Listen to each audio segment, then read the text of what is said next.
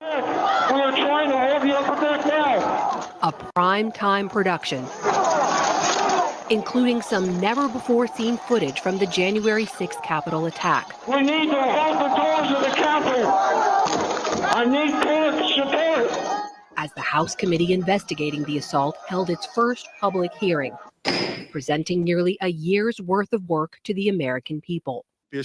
From the start, committee chair Benny Thompson of Mississippi made clear this was no spontaneous riot. January 6th was the culmination of an attempted coup, a brazen attempt, as one rioter put it shortly after January 6th, to overthrow the government. The violence was no accident. We're going to walk down to the Capitol. Directly fueling that violence, the committee said, was one man who refused to accept the 2020 election results. Donald Trump was at the center of this conspiracy. In clip after clip from some of the hundreds of interviews the committee conducted, those closest to Mr. Trump revealed they knew his claims of election fraud were baseless and told him so. Then Attorney General William Barr. I made it clear I did not agree with the idea of saying the election was stolen and putting out this stuff, which I told the president was bull. You can't live in a world where the incumbent administration stays in power based on its view, unsupported by specific evidence, that there was fraud in the election. Trump's daughter, Ivanka. It affected my perspective. I respect Attorney General Barr. So I accepted what he was saying. Yet Trump himself continued for months to lie about a stolen election, including at the rally preceding the Capitol assault. You'll never take back our country with weakness. Inspiring the crowd, the committee argued, to attempt to stop the peaceful transfer of power. In an edited compilation, the committee showed the rage and violence unfolding outside the Capitol, while inside, a picture of panic. In this clip, staffers fleeing the office of Republican House Minority Leader Kevin McCarthy. Leading last night's hearing alongside Thompson, Congresswoman Liz Cheney of Wyoming, one of two Republicans on the panel of 9, who was ousted from her party's leadership for taking part. I say this to my Republican colleagues who are defending the indefensible. There will come a day when Donald Trump is gone, but your dishonor will remain. Among the revelations from this hearing, Cheney says multiple Republicans, including Pennsylvania Congressman Scott Perry, contacted the White House seeking presidential pardons for their roles in attempting to overturn the 2020 election. And then President Trump's response to calls for violence from the insurrectionists. Aware of the rioters' chance to hang Mike Pence, the president responded with this sentiment, quote, "Maybe our supporters have the right idea. Mike Pence, quote, deserves it." The committee brought 2 witnesses to share their stories. One, U.S. Capitol Police Officer Caroline Edwards, one of more than 100 officers injured that day. Edwards was knocked unconscious in the first barrier breach on Capitol grounds. She later rejoined the line, fighting to hold off the mob, was pepper sprayed and tear gassed. What I saw was just a war scene.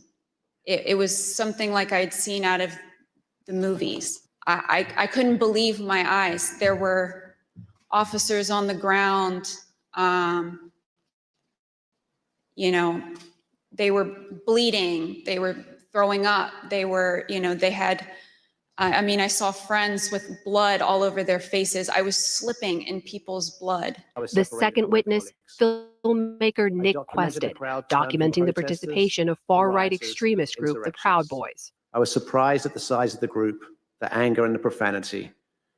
And for anyone who didn't understand how violent that event was, I saw it, I documented it. Quested spoke with Judy Woodruff earlier today. So when we arrived at the mall, we encountered the Proud Boys already walking towards the Capitol. What we documented was them walking in a very concerted fashion towards the Capitol.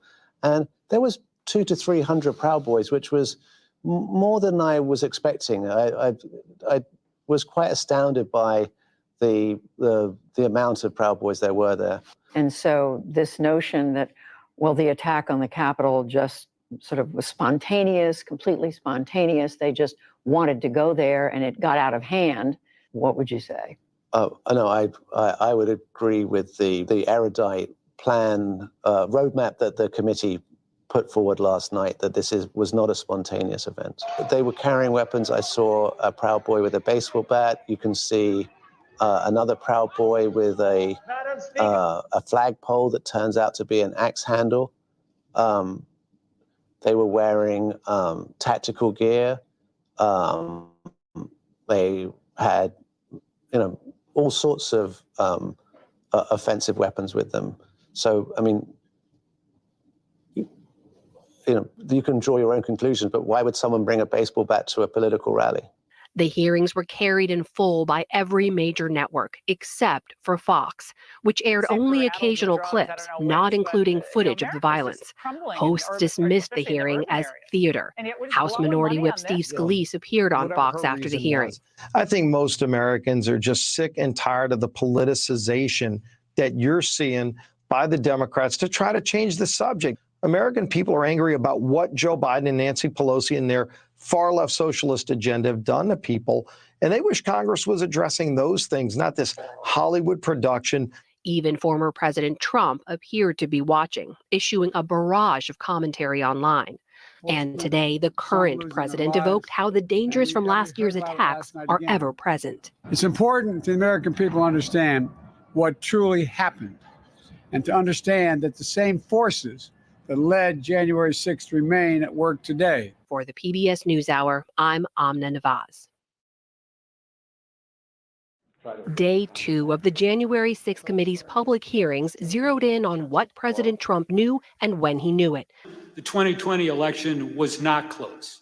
Featuring a slate of Republican voices who said they told him repeatedly for months his claims of voter fraud in the 2020 election were baseless. He's become detached from reality if he really believes this stuff. Among those voices, Bill Stepien, former Trump campaign manager, who bowed out of testifying in person just this morning after his wife went into labor, but who told the committee in previous interviews that he warned Trump multiple times, including on election night, results could take a while. My recommendation was to say that votes were still being counted. It's too early to tell.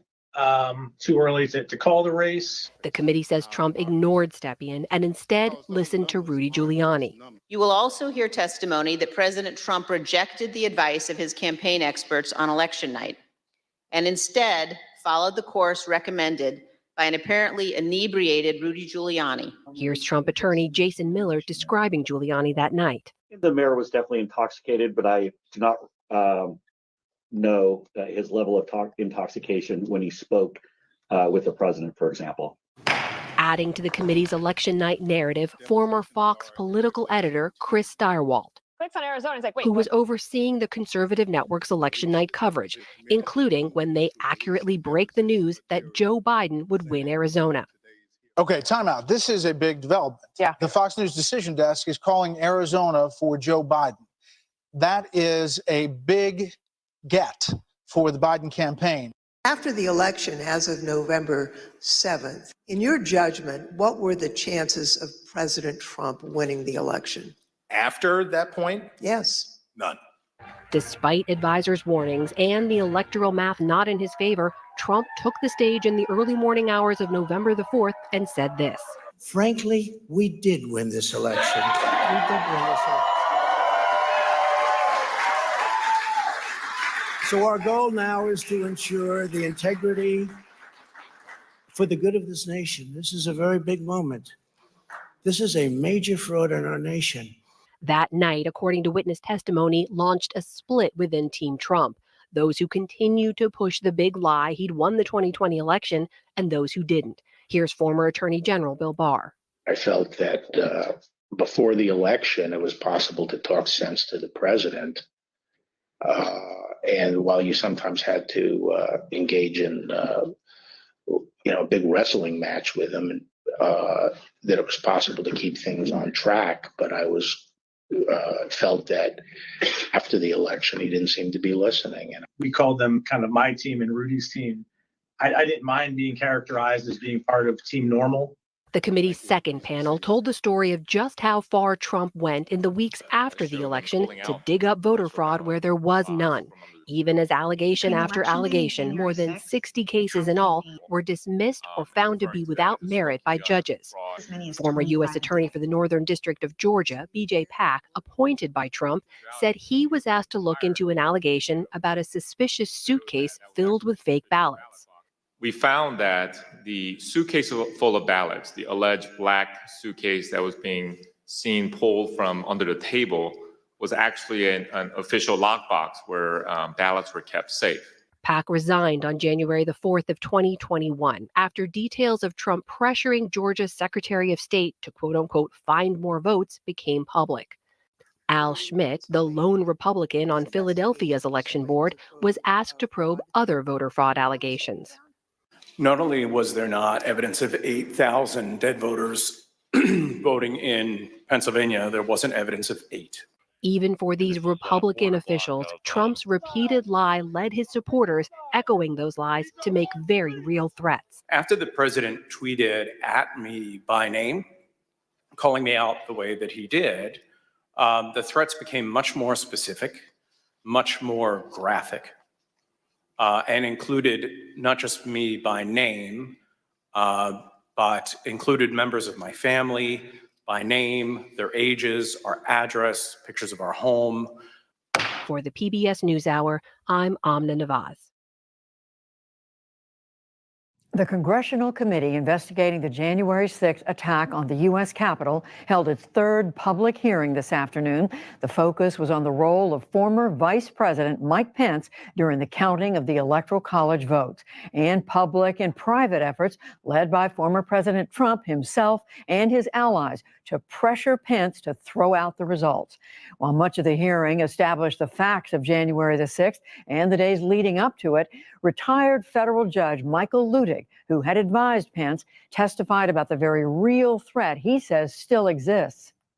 Almost 2 years after that fateful day in January 2021, that still Donald Trump and his allies and supporters are a clear and present danger to American democracy. The committee's chairman, Democrat Benny Thompson, explained how Pence understood his role on January the 6th, his efforts to withstand the pressure and the potential danger he faced.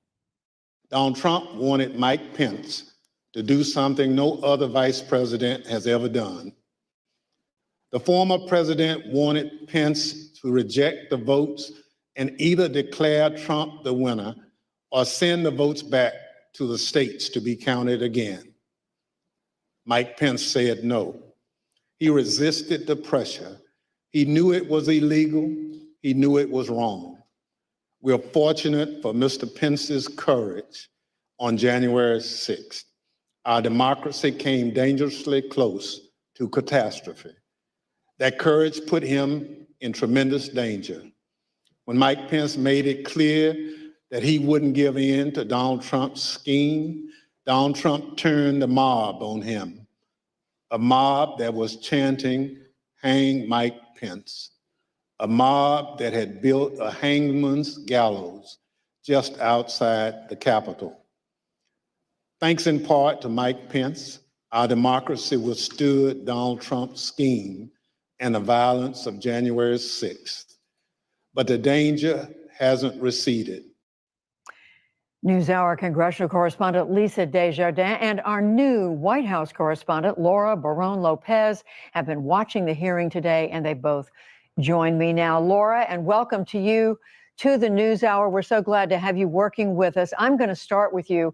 So much of today's testimony was around a man named John Eastman, law professor who in those days became a close advisor to then President Trump, with this theory that then Vice President Mike Pence had the power to overturn the election results. Tell us how that picture was fleshed out today. Yeah, so today, Judy, we heard from Greg Jacob, who was former counsel to Vice President Pence at the time, as well as Judge Michael Luttig. Eastman was a clerk of Luttig's previously, and both of them testified that Eastman's theory was not legal, not constitutional, and that it also had no historical precedent. Despite all of that, Eastman continued to push this theory that and his plan that Pence could overturn the election results by simply rejecting the slate of electors that were sent to Congress by the states. And what we heard from Jacob today in testimony was that in his conversations with Eastman, Eastman acknowledged either tacitly or directly that his plan was not legal. Let's watch. And he said, absolutely, Al Gore did not have a basis to do it in 2000. Kamala Harris shouldn't be able to do it in 2024, but I think you should do it today.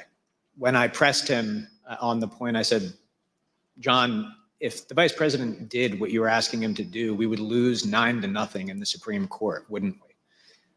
And he initially started it, well, I think maybe you would lose only 7-2. And after some further discussion, acknowledged, well, yeah, you're right, we would lose 9-0. Despite all of those acknowledgments from Eastman that Jacob recounted, Eastman continued to push Pence's team, which Jacob was a part of, as well as the vice president himself, to go forward with this plan. And what the committee showed us today in the testimony from Jacob, as well as from Mark Short, Chief of Staff to Vice President Pence, which they had tape deposition from, was that both Jacob and Short talked about what Eastman did in the lead up to January 6th. So on January 5th, Eastman met with Jacob in the White House complex, not far from where I'm standing right now. And Eastman directly asked Jacob, we need Pence to outright reject the electors. Now, later on in the day, because it became clear to Eastman that Pence was not going to do that and was adamantly refusing to go along with this plan, Eastman again asked Pence's team, well, trying to convince them another way. If you don't want to outright reject the electors, will you simply send the electors back to the state so that way they can send new ones to Congress? And again, Pence's team refused all of this. And so the big takeaway here, Judy, is that after these repeated attempts in the day right before January 6th, President Trump, still on January 6th, launched a very public pressure campaign for Pence to go forward with this plan. And then, Lisa, we get to January the 6th. We learn new details today about what exactly happened that day, the danger to the vice president himself. That's right. That pressure campaign that Laura's talking about happening at the White House happened as things right leading up to January 6th and what happened here at the Capitol. And what the committee laid out today in terms of what happened on January 6th speaks to President Trump's intent. At least that's what they're trying to get across.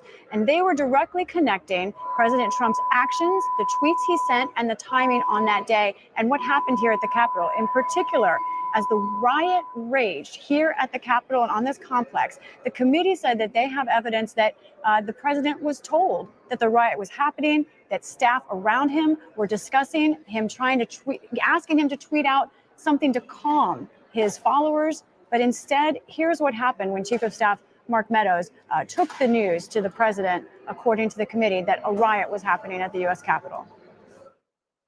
The testimony further establishes that Mr. Meadows quickly informed the president and that he did so before the president issued his 2:24 p.m. tweet criticizing Vice President Pence for not having, quote, courage to do what needed to be done. Here is what the president wrote in his 2:24 p.m. tweet while the violence at the Capitol was going on. And here is what the rioters thought. Pence voted against Trump.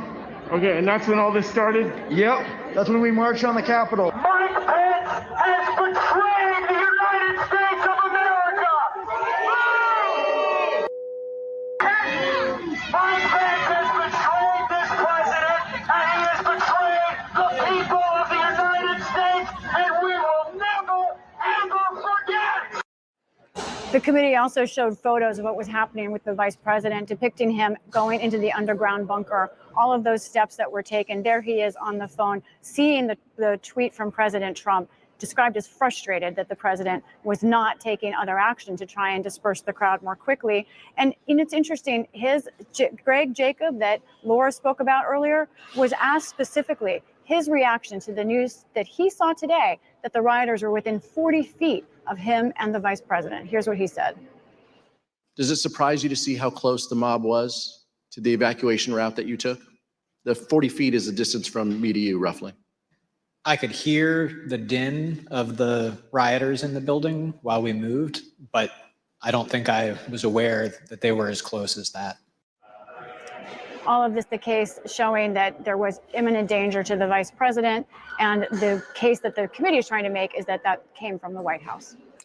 And we do know that despite all that, the vice president, the rest of members of Congress came back. They did certify that night the vote count, the electoral vote count. But Laura, the pressure campaign continued the next day. That's right. The very next day, John Eastman called Eric Hirschman, White House attorney, and said that there were other avenues that the president, that his legal team could pursue to try to overturn the election. And so Hirschman, in testimony today, recounted that conversation here. Eventually, he said, orderly transition. I said, good, John. Now I'm going to give you the best free legal advice you're ever getting in your life. Get a great effing criminal defense lawyer. You're going to need it. And then I hung up on him. And so what that testimony shows is that also right after that, again, we're seeing this acknowledgement from Eastman that the plan he was pursuing was not legal and that he likely knew that it was not legal, because then he emails a few days after January 6th, Rudy Giuliani, the personal lawyer to the president, saying that he would like to be put on the president's pardon list if possible. That was a revelation that came out today in the hearing that we had not previously seen. And then finally, Lisa, put some of this into the larger context here in terms of what Democrats are trying to do. When you speak with Democrats on the committee and the staff and the two members who are on the committee, we know that they are building a case here. They are raising questions, and some of them openly say they believe that this president, that former President Trump, should be indicted, should face criminal charges. That's audience number one, the Department of Justice and the decisions being made there. Audience two is still the American public. And, I noticed something interesting today. This committee is really trying to broadly reach out and hit different areas of interest for the American public. For example, when we talked about Greg Jacob and the moment where he was in that bunker when they were fleeing the mob, an interesting question came up from the Democrats on this committee. They asked him about him turning to prayer in that moment. And here's what he said he was thinking about as the riot was raging not far from them. My faith really sustained me through it. I, down in the secure location, pulled out my Bible, read through it, and just took great comfort. Daniel 6 was where I went. He refuses an order from the king that he cannot follow, and he does his duty consistent with his oath to God. And I felt that that's what had played out that day. Daniel 6, many people will know that's Daniel in the lion's den. This obviously was a genuine personal reflection from this man, but also it does have some political connotations. A very large part of President Trump's base includes people who are fervently religious, strong Christian believers. And here what the committee was saying is this kind of Christian idea was held by the vice president at the time. And here is someone who believes that the former President Trump was acting in the opposite ungodly way. So there are a lot of dynamics here in play today that the committee is thinking about. A lot of dynamics and a sobering day. Lisa Desjardins, Laura Barone Lopez, we thank you both. For the fourth time this month, the Congressional Committee investigating the January 6th attack on the U.S. Capitol presented evidence of the relentless efforts by former President Trump and his allies to throw out the results of the 2020 election. The focus of today's hearing was the pressure former President Trump, exerted on state legislators and state and local election officials. Because of the former president's repeated lies, Congressman Adam Schiff said that election workers face threats for simply doing their jobs. The president's lie was and is a dangerous cancer on the body politic. If you can convince Americans that they cannot trust their own elections, that any time they lose it is somehow illegitimate, then what is left but violence to determine who should govern? Those threats were made repeatedly over the phone, in person, and even at the homes of the election workers. The witnesses shared story after story about how the sustained intimidation has completely upended their lives. At home, up till even recently, it is the new pattern or a pattern in our lives to worry what will happen on Saturdays, because we have various groups come by and they have had video panel trucks with videos of me proclaiming me to be a pedophile and a pervert and a corrupt and politician, and blaring loudspeakers in my neighborhood. Some people broke into my daughter-in-law's home, and my son has passed, and she's a widow and has 2 kids. And so we're very concerned about her safety also. I just don't do nothing anymore. I don't want to go anywhere. I second guess everything that I do. It's affecting my life in a major way, in every way. All because of lies. For me doing my job, same thing I've been doing forever. The NewsHour's congressional correspondent Lisa Desjardins and our White House correspondent Laura Barron Lopez have been watching the hearing today, and they join me now. So much of today's testimony was moving, as we just heard. Laura, I want to begin with you. The witness we just heard from, he is the Speaker of the House in the state of Arizona, Rusty Bowers. This is a state that Joe Biden won by, 10,000 votes. And yet Speaker Bowers testified to the kind of relentless pressure he was put under. Tell us more about that. That's right, Judy. He faced pressure from President Trump, and he faced pressure from Trump's lawyers. And specifically, Bowers recounted a conversation that he had with one of Trump's lawyers, John Eastman. And in that conversation, Eastman asked Bowers to call a vote in the Arizona legislature so that way they could decertify the state's electors. And those electors represent that state's electoral college vote. Here's what Bowers said in response to Eastman's request. I said, "What would you have me do?" And he said, "Just do it and let the court sort it out." And I said, "You're asking me to do something that's never been done in history, the history of the United States, and I'm going to put my state through that without sufficient proof? And that's going to be good enough with me? That I would put us through that, my state, that I swore to uphold both in Constitution and in law? No, sir." This program was made possible by Bowers also told the committee that he faced pressure from Trump and that he repeatedly told Trump that he would not do anything illegal to overturn the election results in his state.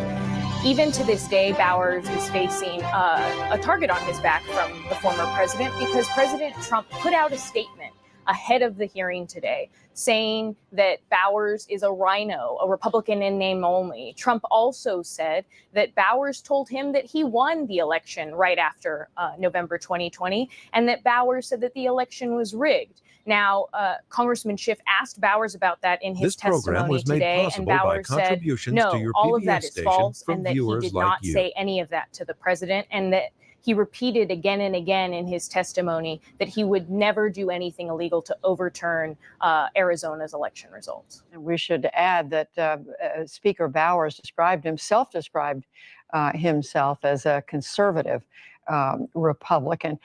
To Lisa now. Lisa, we also learned today that some of this pressure campaign was coming from members of Congress themselves who were pushing election officials to accept what they called alternate slates of electors. Tell us about that. This is the charge from the committee. In addition to this idea that Laura was talking about, that the president and those around him were pushing states to simply overturn the results and say that he won the popular count in each state. We heard testimony today that the Trump campaign was also trying to push a different idea, alternate slates of electors, that no matter what the results were in the end, the final tabulation, that they were preparing lists of people who would be the electors. And as many of our viewers know, the ones who cast the final votes in the American presidential system. And with those electors, there was a question of who was behind this idea. At one point, President Trump, we heard testimony today, got together with got a phone call together with the chairwoman of the Republican National Committee, top Republican Party official in the country, and John Eastman, that lawyer we've heard so much about. And here's how McDaniel, again, top Republican official in the country, recounts that conversation about slates of electors. What did the president say when he called you? Essentially, he turned the call over to Mr. Eastman, who then proceeded to talk about the importance of the RNC helping the campaign gather these contingent electors in case any of the legal challenges that were ongoing changed the result of any of the states. I think more just helping them reach out and assemble them. But my understanding is the campaign did take the lead, and we just were helping them in that role. That's the key portion, that the campaign took the lead. The timing there matters, Judy, and we're asking about the timing of that call. Was it when all of the court cases had already ended and it was clear the president had lost? In that case, this raises sort of criminal questions about fraud and election fraud. Was it beforehand? Those are important questions about this sort of idea. But let's talk about those two members of Congress that came up today in the hearing. One, Representative Andy Biggs of Arizona. He is someone who did ask, we heard in testimony today, the state speaker to try and change the results or overturn the results, bring in new electors, create electors. And then Senator Ron Johnson of Wisconsin. The testimony today, and we saw this in text messages, was that on January 6th itself, that one of his aides reached out to Vice President Pence's staff and said the senator wanted to hand him a slate of alternate electors on January 6th. Ron Johnson's office today says he didn't know about that ahead of time, but there is a real question if on January 6th itself, Ron Johnson was still trying to bring in a slate of electors that was not what his state decided. Still some unanswered questions there. And Lisa, staying with you, so much of the focus today was on these state and local election officials. Tell us more about what we heard from this committee in terms of White House officials themselves pressuring local election people. In particular, two women from Fulton County. These are the two women who were seen in video moving absentee ballots late at night. The Trump campaign for months said that those were secret suitcases of ballots. We know that's not true. It was regular election procedure. You heard from Shaye Moss earlier. Her mother, Ruby Freeman, also testified about the barrage of threats that came emanating from her name being used by the Trump campaign, including people knocking on her door. At one point, the FBI saying she had to move because the threats to her life and property were so serious. Here's what she told the committee in recorded testimony this has meant and done to her. There is nowhere I feel safe. Nowhere. Do you know how it feels to have the President of the United States to target you? The President of the United States is supposed to represent every American,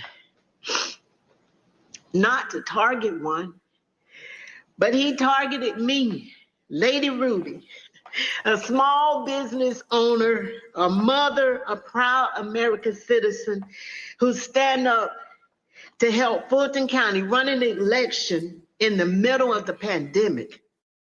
Judy, I want to show you some quick statistics. She represents thousands of election workers across this country. And look at what's happened since 2020. Election officials experiencing threats, 1 in 6. And election officials who plan to quit by 2024, look at that, 1 in 5. So this is something that is not one person, that might have been an extreme version of it. Many election officials feeling personal harm and professional harm from the last election. Yeah, those numbers are just absolutely stunning. And finally, back to you, Laura. We did hear today, as we've reported, from the top 2 election officials in the state of Georgia, the Secretary of State, Brad Raffensperger, and also the official who works with him closely, Gabriel Sterling. We already knew about the phone call that President Trump had placed and spent over an hour pressuring Raffensperger. What else did we learn today about the pressure he put on them? Yeah, there were 2 things that stood out today, Judy. One, Sterling in his testimony said that the onslaught of disinformation and conspiracy theories pushed by President Trump, as he and his team tried to fight it, it was like, quote, shoveling out the ocean, trying to clear out the ocean with a shovel. And then the second thing was the specificity of Raffensperger's testimony. He went into specific details about everything that he investigated, saying he investigated every element of the allegations that Trump's team brought to him.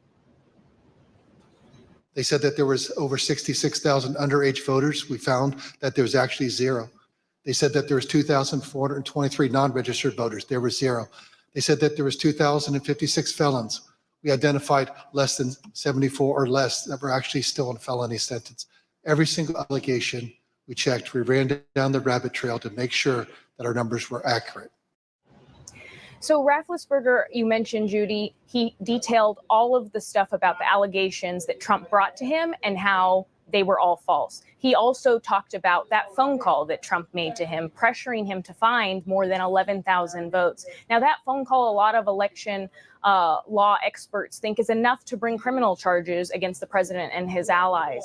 Now, the committee today brought up the illegality of what we witnessed on January 6th and the lead up to it. And they kept saying over and over again that the Justice Department needs to be paying attention to what they are presenting. But it's not just the Justice Department that could bring criminal charges. The Fulton County DA in Georgia could very well bring charges herself against the president and against his allies. Right now, there is a grand jury investigation going on, which she is overseeing.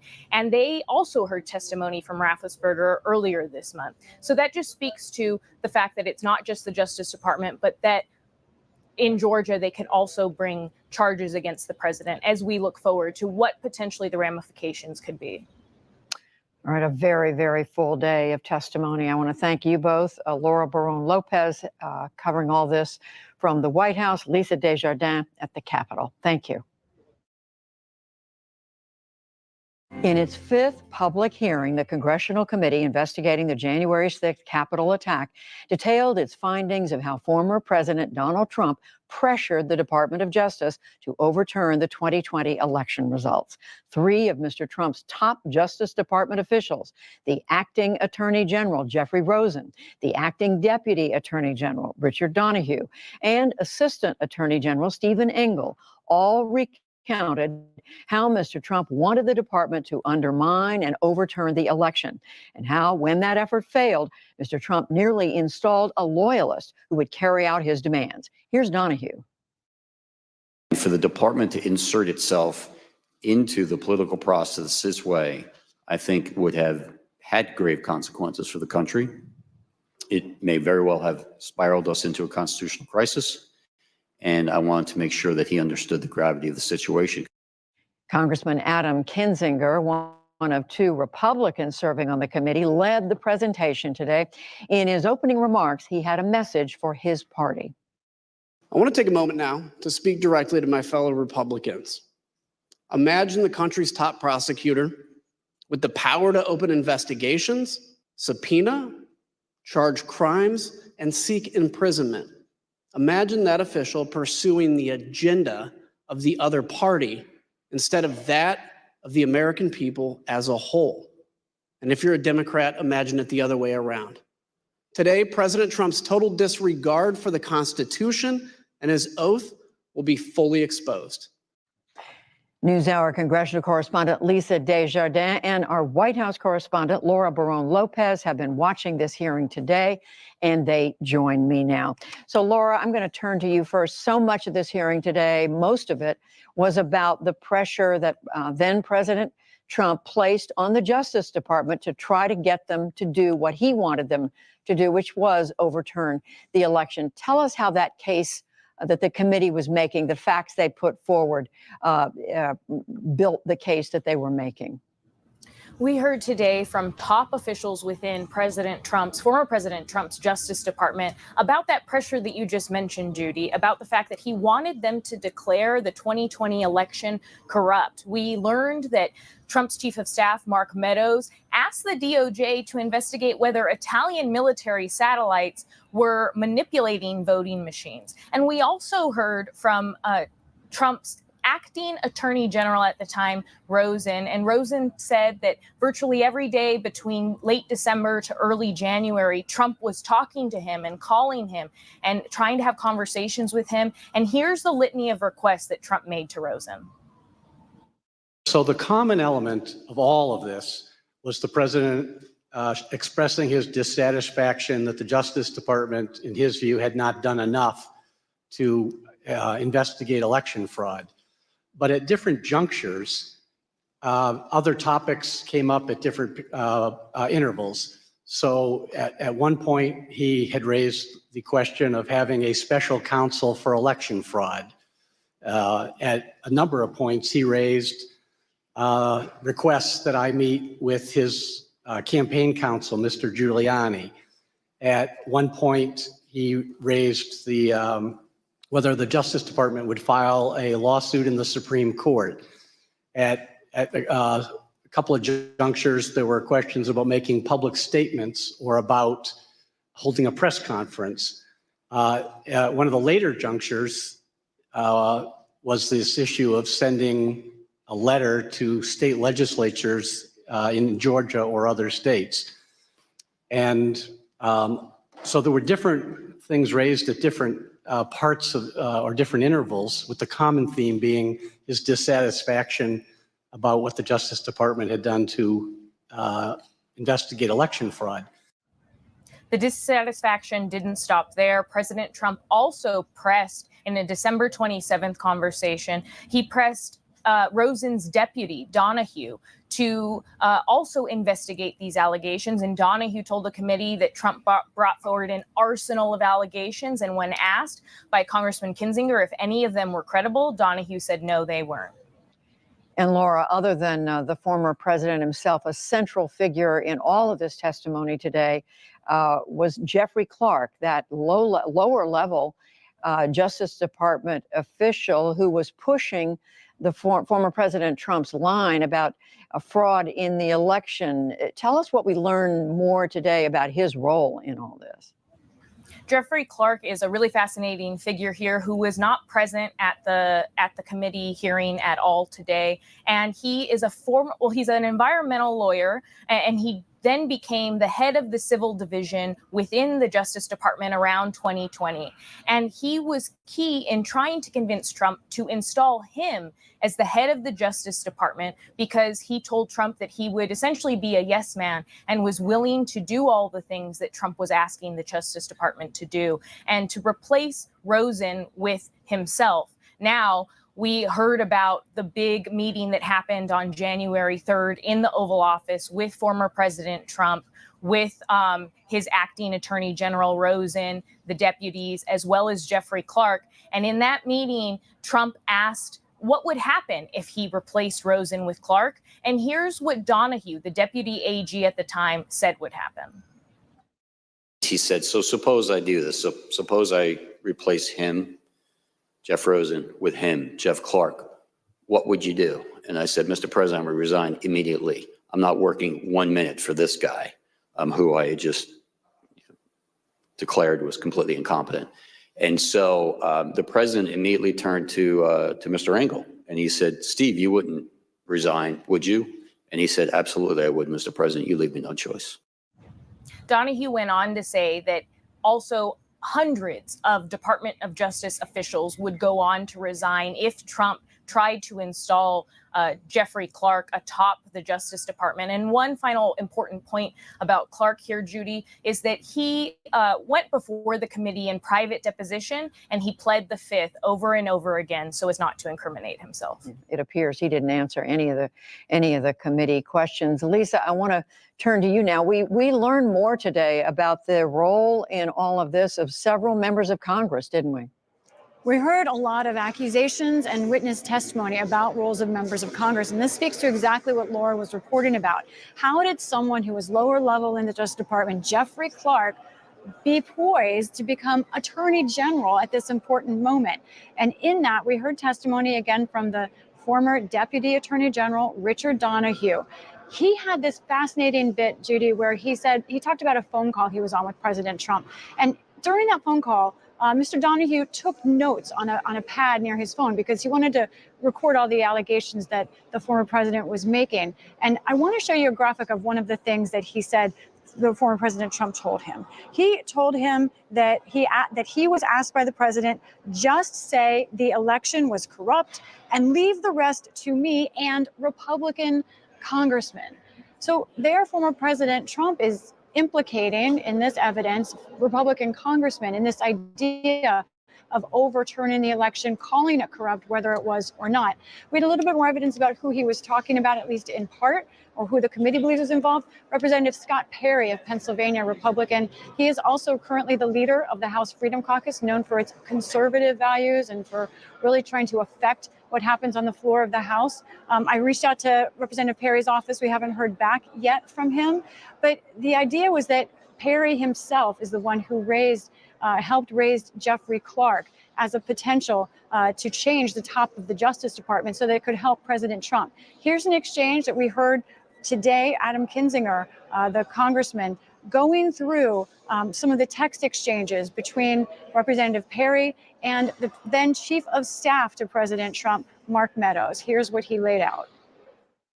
Meadows responds with, I got it. I think I understand. Let me work on the deputy position. Representative Perry then texts, Roger, just sent you something on Signal. Just sent you an updated file. Did you call Jeff Clark? Mr. Donahue, Representative Perry called you the next day on December 27th. Who told him to call you? My understanding is the president did at the outset of the call. And so that's the idea that a member of Congress was actually getting involved in what this committee sees as plots. We are waiting to hear from these members of Congress specifically. One other thing we heard today that was very notable, this committee raised evidence testimony from those in the White House that said 6 members of Congress had asked for pardons specifically for themselves, and that another, Representative Jordan, had asked about whether pardons would be issued. Representative Jordan has issued a statement tonight saying that is absolutely not true. He called it 100% fake news. But we've asked these other representatives, Scott Perry, one of them, Mo Brooks, Louis Gohmert, Matt Gaetz, Marjorie Taylor Greene, and Andy Biggs are the ones that the committee testimony today said asked for pardons for themselves in relation to the 2020 election and what they had said. Again, very serious accusations, especially from members of Congress against the other. So we're waiting to hear from their response. And we heard former White House aides and advisors making some of those statements. Lisa Desjardins, Laura Barone Lopez, thank you both. The Congressional Committee investigating the January 6th attack on the U.S. Capitol today held a quickly scheduled hearing, its 6th this month, to present what it called new and urgent evidence about what former President Donald Trump knew and said before, during, and after the insurrection. Cassidy Hutchinson, a former aide to White House Chief of Staff Mark Meadows, presented the most compelling and detailed account yet of the actions of the former president's inner circle. And she shared her own reaction as she watched the events of January 6th. I remember feeling frustrated, disappointed, and really, it felt personal. I was really sad. As an American, I was disgusted. It was unpatriotic. It was un-American. We were watching the Capitol building get defaced over a lie.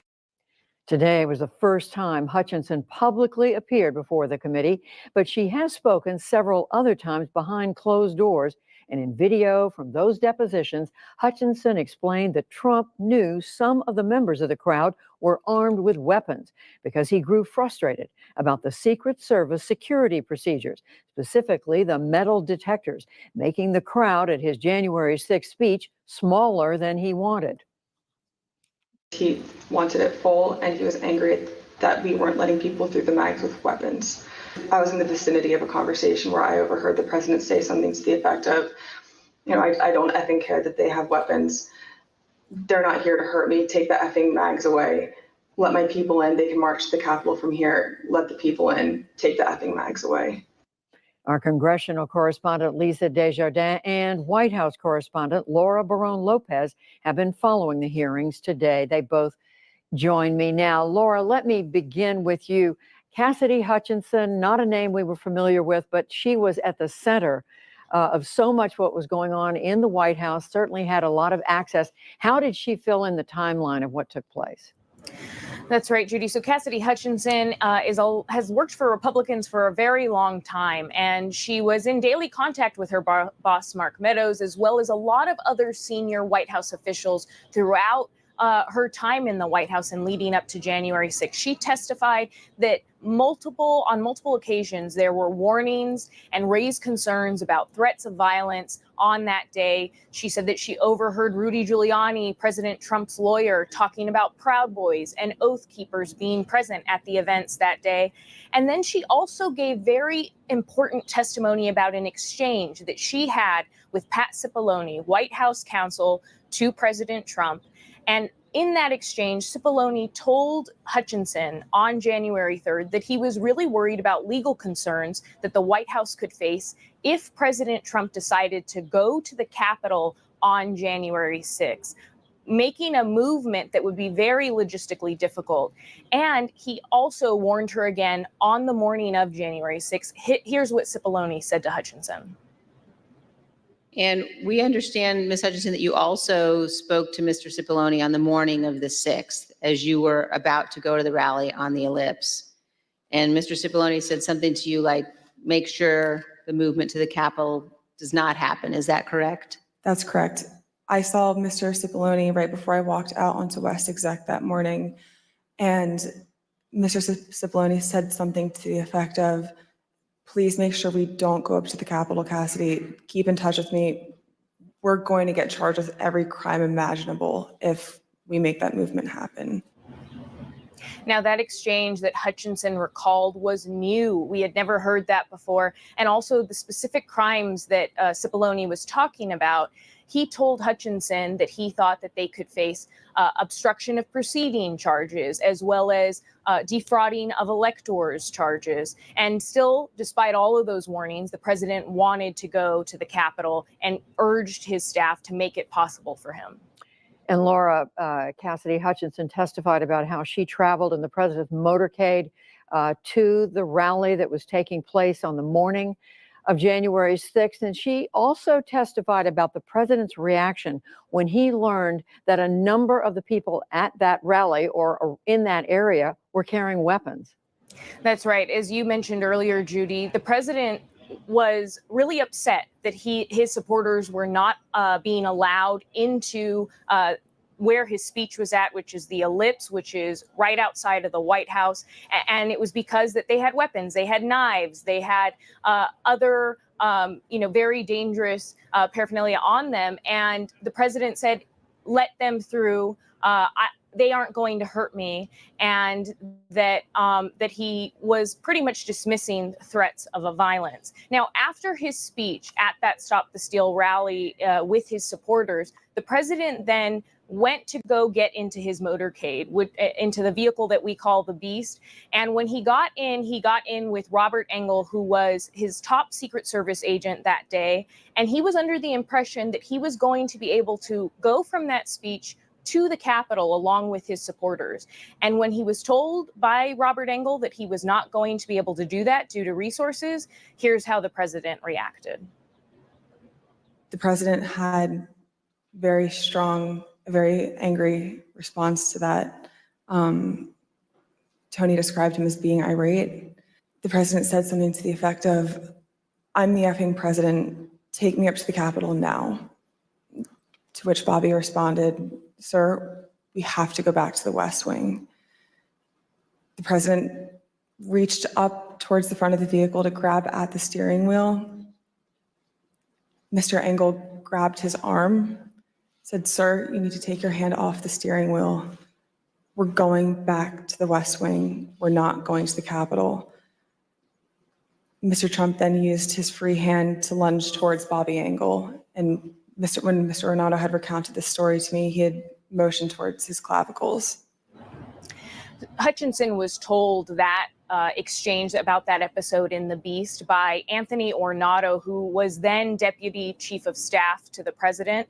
And she said that when she was told that when they returned to the White House, because again, she was in the motorcade with the president throughout the day when he went to the speech, when he came back to the White House from the speech. And she said that when she was told that Robert Engel was standing there in the room, again, that Secret Service agent with the president, and he did not refute anything that was said in that episode. And as the day went on, then rioters broke into the Capitol, which we all watched as they started to descend into the Senate. And Hutchinson said that at that point, she witnessed Pat Cipollone, White House counsel to the president, confront Mark Meadows, chief of staff, and that Cipollone was very concerned because we were starting to hear chants about hanging Vice President Mike Pence from the rioters that had descended on the Capitol. And here is what Cipollone said to Meadows.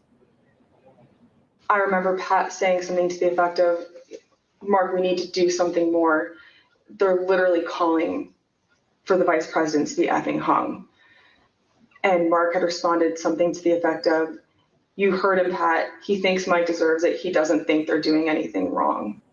The big picture here, Judy, is that we've heard from Hutchinson's testimony time and again, all of the warning signs and all of the concerns about what would happen on January 6th, and that the president appeared to be dismissing the threats of violence, not just to members of Congress, but also to his vice president. And I'm going to have Lisa pick it up from here. Lisa, when it comes to the president's then chief of staff, Mark Meadows, we did learn more today about his role in all this. That's right. A lot of names here, but central is Mark Meadows. And let's remind our viewers who we're talking about in his own history. Mark Meadows came to Congress as a member from North Carolina. And we can look at some of the associations in a graphic that we have here. There you go. Mark Meadows, he in 2015 formed the Freedom Caucus with Congressman Jim Jordan. And then in 2020, he became the chief of staff to President Trump. Central figure, and what we heard described today in testimony, Judy, was a picture of a chief of staff who was not acting to the degree to which it almost seemed it was a passiveness that may have bordered on permissiveness of what was going on in the White House's Oval Office. On January 2nd in particular, Cassidy Hutchinson described a conversation with Rudy Giuliani. She was walking him out of the White House. He brought up plans for January 6th in a way that really got on her radar like never before.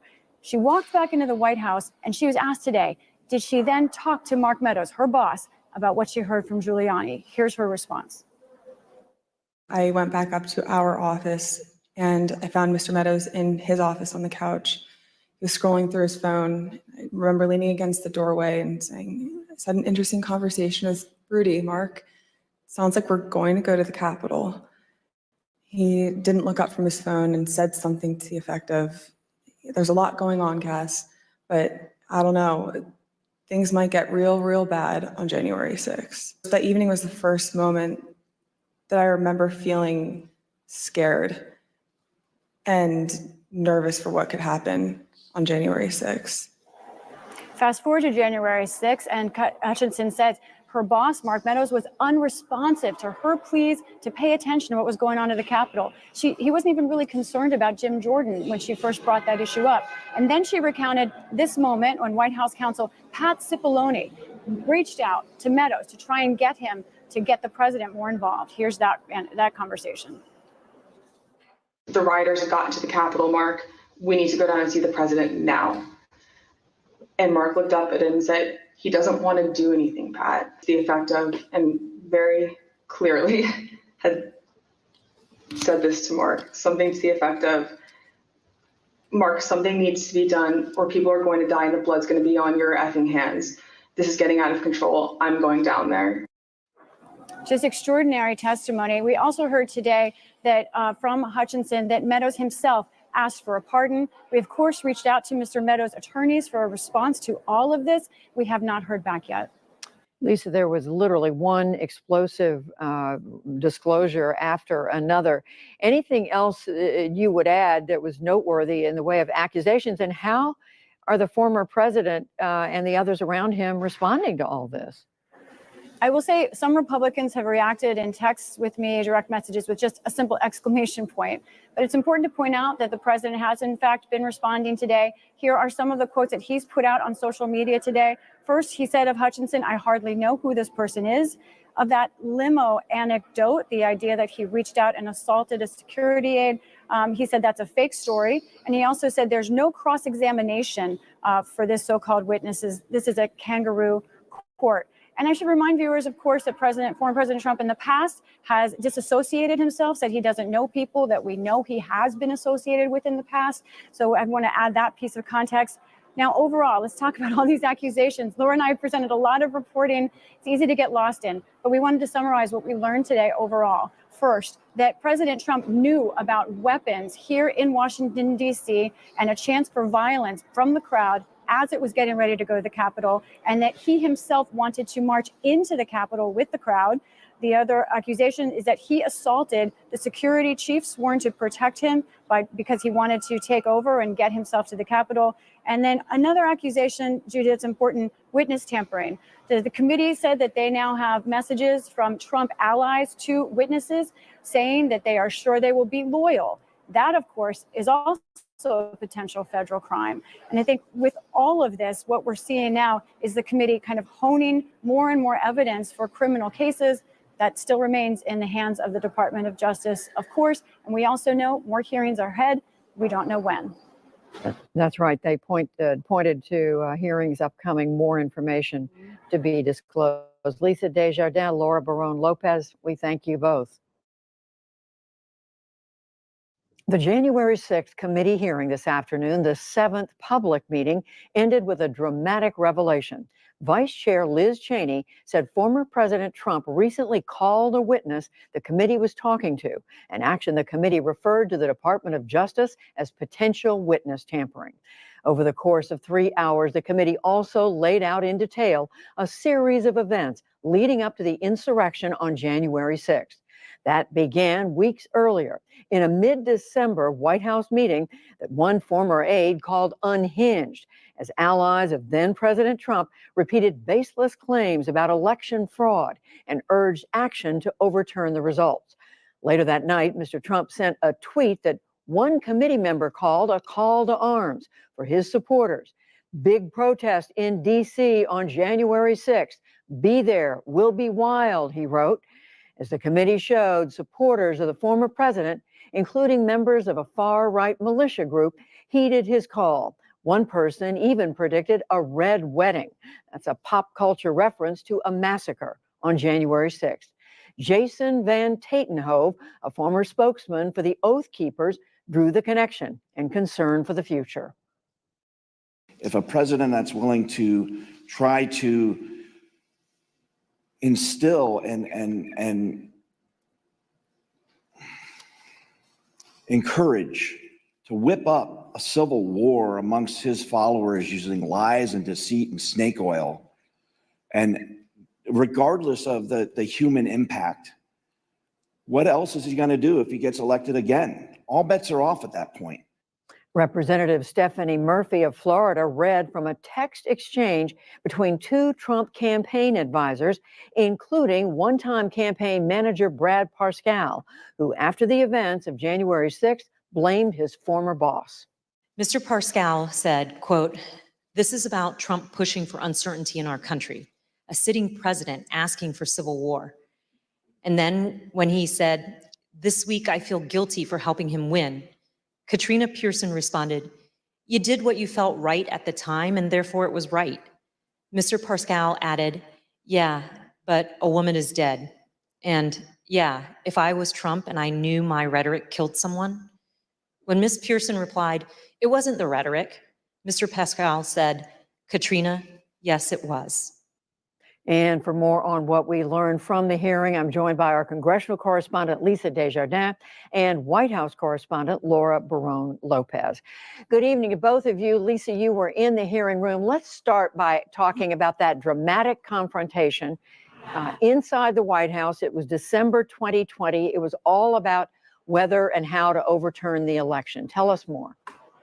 We're now at the point, Judy, where the committee is going chronologically right up to January 6th. And this important moment happened in the middle of December after the Attorney General had already said there was no reason to believe there was fraud worth overturning the election, already had dismissed what the president, then Trump, had been saying.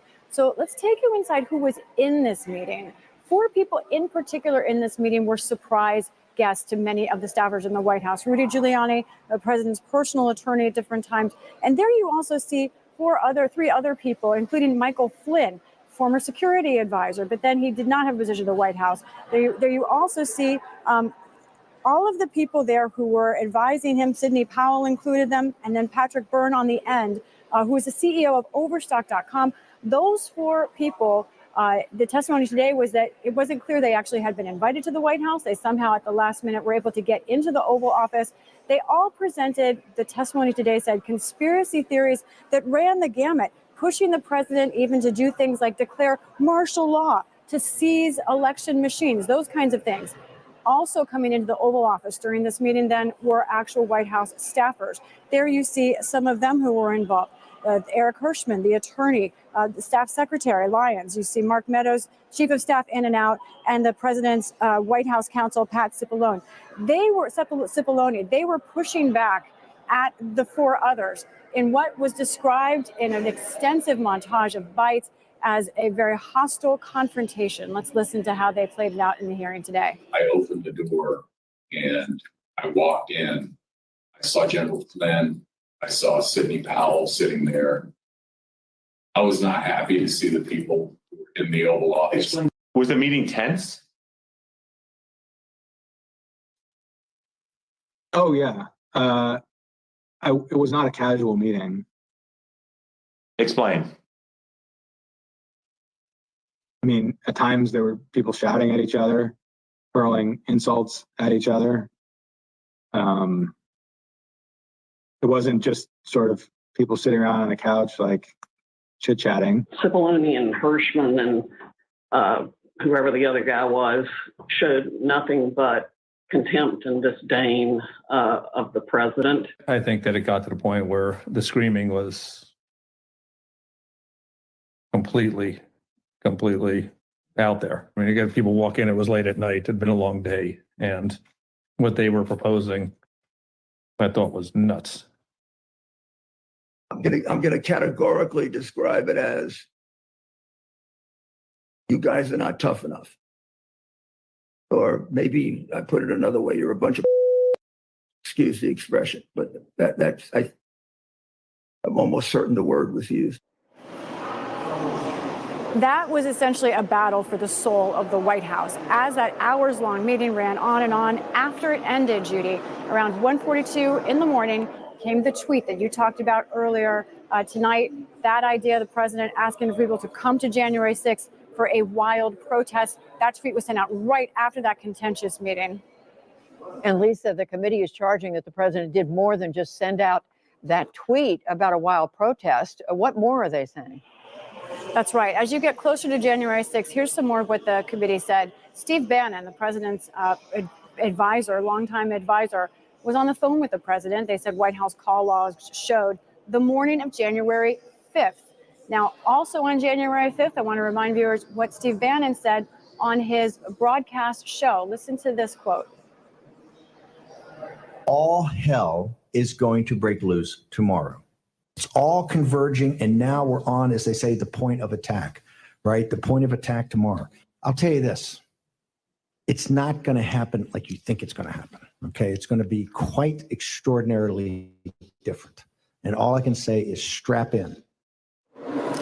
So Steve Bannon had spoken with President Trump before he made that statement. He spoke with President Trump again that evening.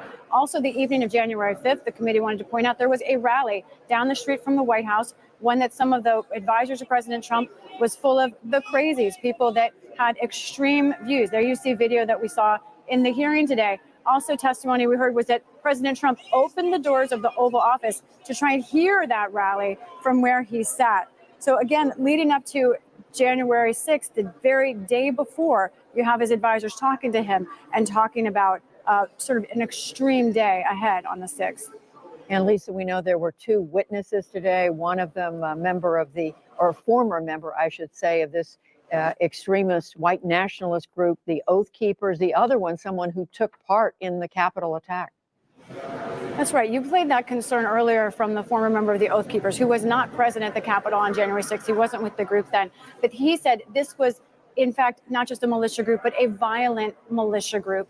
Then we heard from another man, Stephen Ayers. He's from Ohio. He said he was watching social media leading up to January 6th, and he believed that the election was stolen. He says he no longer sees it that way. But the committee asked him exactly why he did what he did on January 6th. And here's what he said.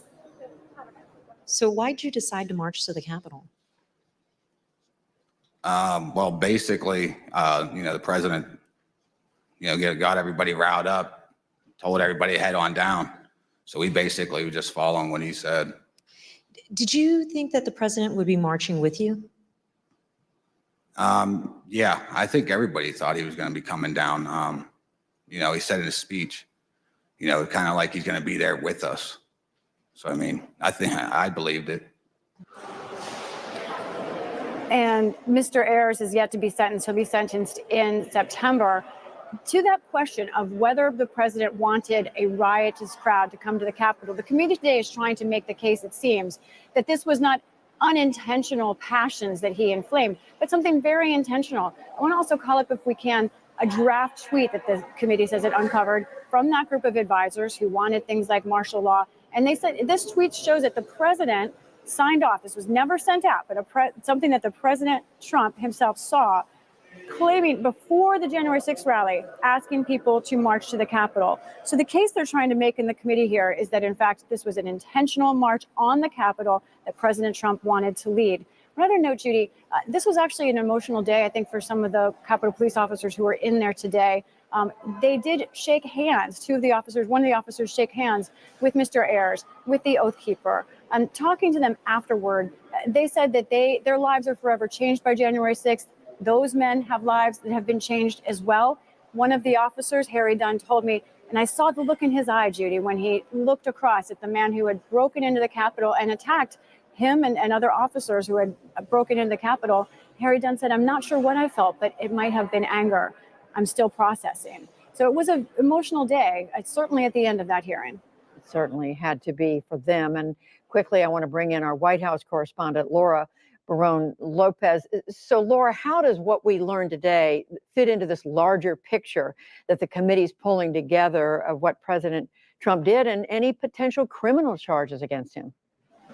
Those two things that Lisa just mentioned, the draft tweet that the president saw, as well as testimony from Stephen Ayers saying that he was just following former President Trump's lead and then that was the reason he was there, that could potentially inform, if the Justice Department decides to charge the former president, it could inform an obstruction of congressional proceedings charge.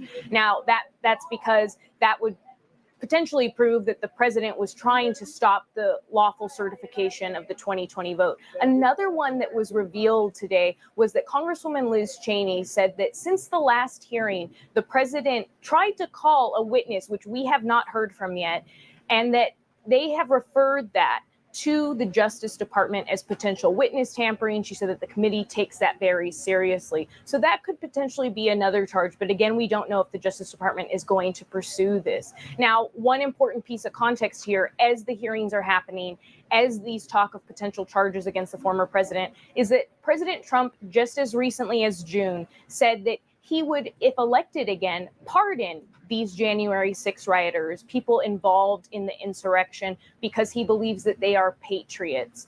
And Congressman Jamie Raskin said to the public that that potential for Republicans and that the Republican Party, along with Trump, to continue down the road of authoritarianism could be a big problem. One final thing is that NewsHour can report that a week from Thursday, we expect what is going to be the final hearing in this series. There is the potential for more hearings, and it's going to be focused specifically on the 187 minutes of when President Trump was not putting out any statements as the insurrection was ongoing. So these hearings are continuing. Laura Barone Lopez, Lisa Desjardins, we thank you both. The U.S. House Committee investigating the January 6th attack on the Capitol concluded its first round of public hearings last night with a nearly 3-hour presentation centered on a crucial 187 minutes on that day, featuring firsthand accounts inside the White House. Lisa Desjardins reports. Center stage at last night's hearings about the January 6th riot, President Trump's inaction as his supporters carried it out, and law enforcement feared for their lives. The building, hold. Or that door up. If we're moving, we need to move now. Copy.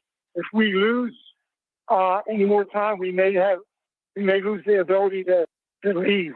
One jarring moment, listening to the Secret Service radio for help. Testimony from a Secret Service agent whose identity was protected captured the fear in the vice president's detail. There was a lot of yelling, a lot of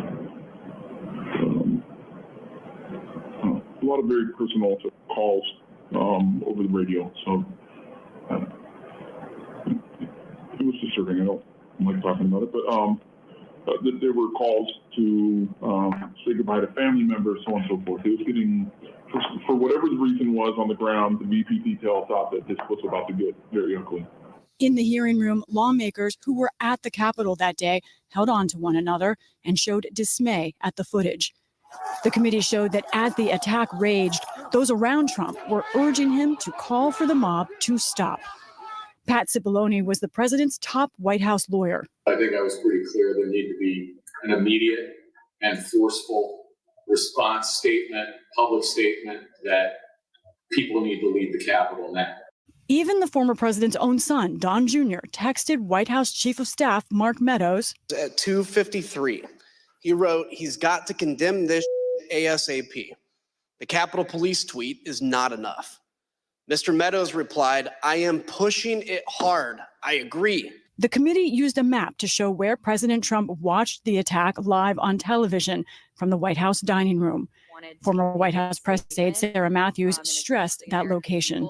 He could have been on camera almost instantly. If he had wanted to make an address from the Oval Office, we could have assembled the White House press corps probably in a matter of minutes to get them into the Oval for him to do an on-camera address. Former Deputy National Security Advisor Matt Pottinger spoke about one of Trump's few actions to send out a tweet criticizing Vice President Pence. So the tweet looked to me like the opposite of what we really needed at that moment, which was a de-escalation.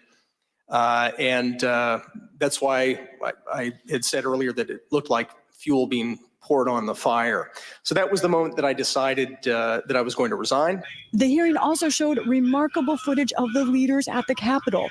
Senate Republican leader Mitch McConnell and Democratic leader Chuck Schumer were pushing to call Congress back to session. We're not going to let these people keep us from finishing our business. So we need you to get the building cleared. What is the earliest that we could safely resume our proceedings in the Senate and House chambers? The earliest we could safely resume.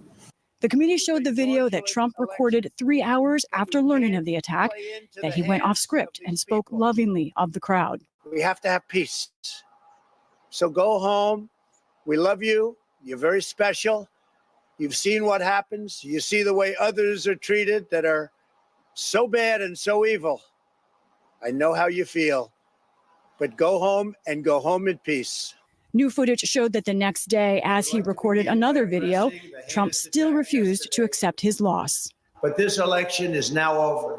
Congress has certified the results. I don't want to say the election's over. I just want to say Congress has certified the results without saying the election's over, okay? He was defiant again last night, The former president responded to the hearing on his social media site, Truth Social, again spouting falsehood and writing, "I had an election rigged and stolen from me and our country." We just heard Mr. Cipollone Overall, say last night, the committee drilled down on Trump's dereliction of duty, as it called it, working to isolate him as the problem, both past and ongoing.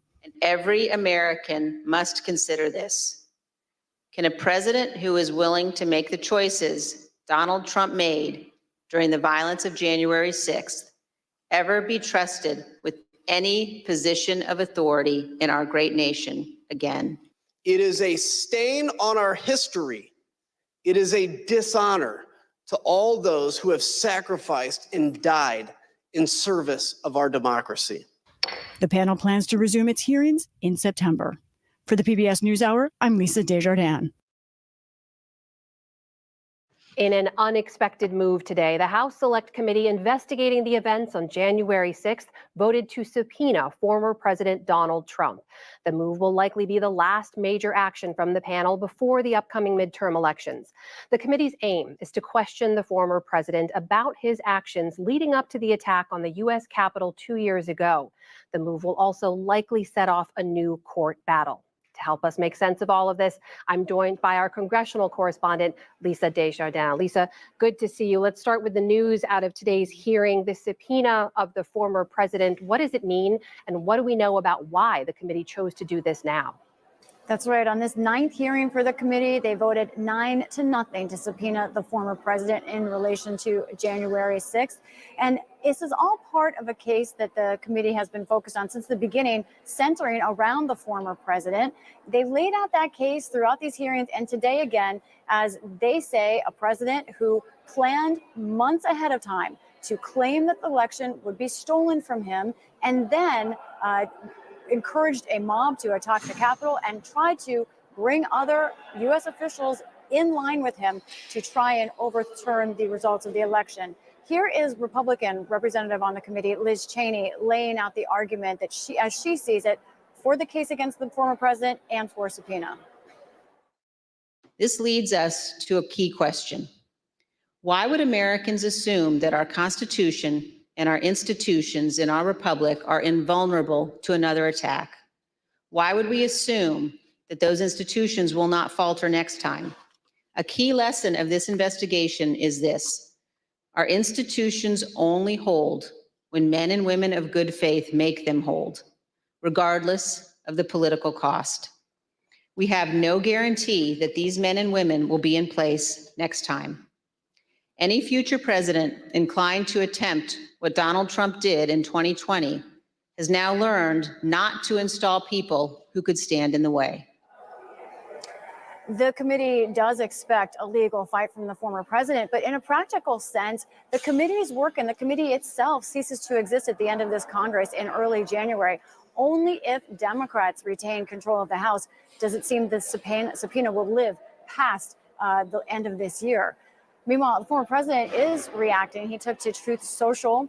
He questioned the timing, in particular, of this subpoena. And I want to show you what he wrote. He wrote that why did they wait until the very end, the final moments of their last meeting? Because the committee is a total bust that has only served to further divide our country. Amna, the former president, also repeated lies, known falsehoods that do not have evidence about the 2020 election. Now, those on the committee say, why was the timing now? They tell me because all of the evidence led them here. They say they didn't start out here. Lisa, we know a lot of what the committee showed today was previously showed in the 8 hearings, but there was a lot of new footage as well. Tell us a little bit about what we saw and what we learned from that new material. It was about what President Trump did before and during the January 6th attack. Before, we heard new words from Cassidy Hutchinson, who was an aide at the White House, who said she heard former President Trump say he had lost the election. That was in December. But the most riveting testimony, the most riveting footage was new footage not seen by the public before from inside the Capitol of congressional leaders. And I want to show you a few minutes of that. It begins just after House Speaker Nancy Pelosi was whisked away from the House floor. There has to be some way we can maintain the sense that people have that there's some security or some confidence that government can function and that we can elect a president of the United States. Did we go back into session? We did go back into session, but now apparently everybody on the floor is putting on tear gas masks to prepare for a breach. Well, I'm trying to get more information. They're putting on their Tear gas masks. We need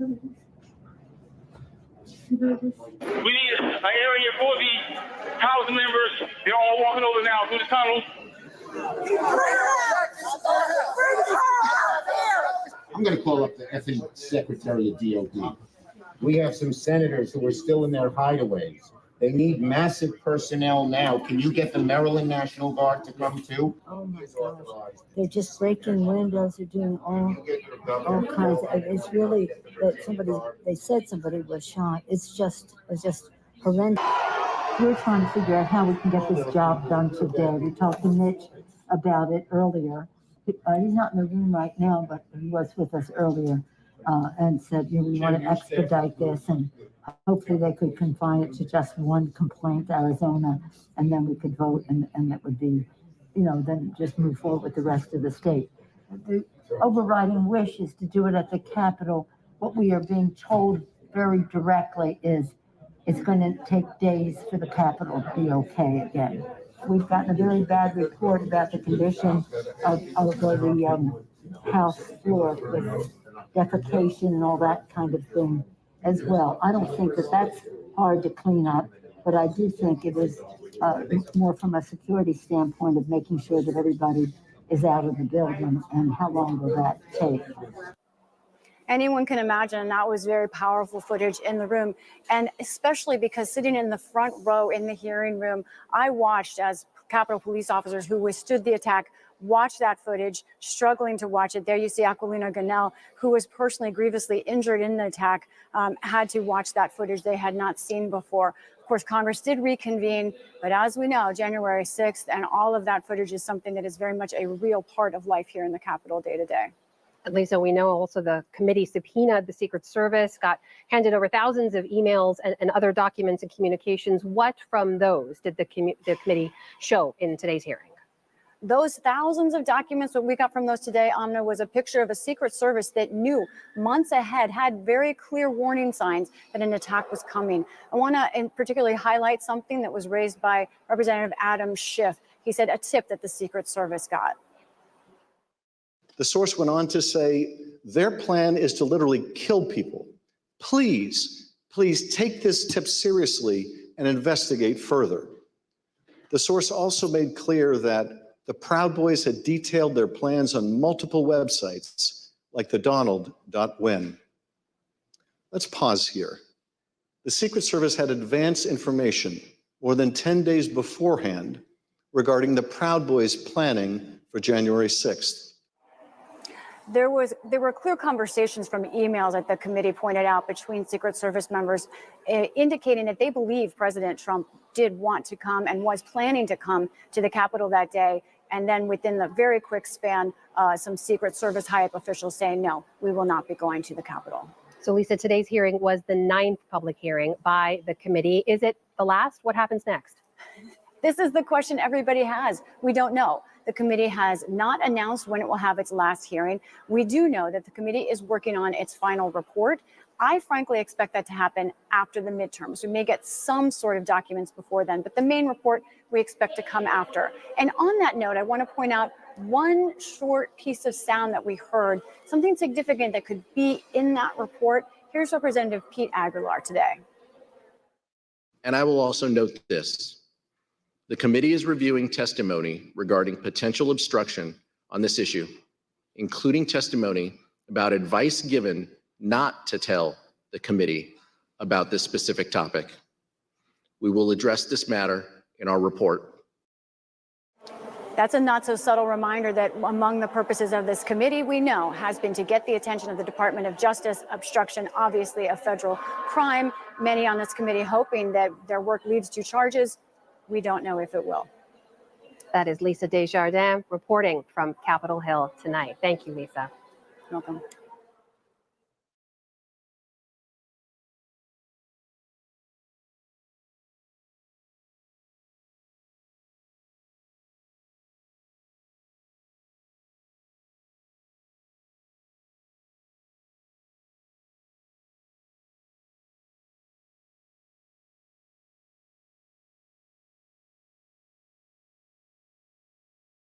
You just watched the NewsHour's in-depth coverage of all of the hearings that happened this summer. But for more on today's events, I'm joined by PBS NewsHour's congressional correspondent, Lisa Desjardins. Lisa, thank you so much for joining us. Oh, my pleasure.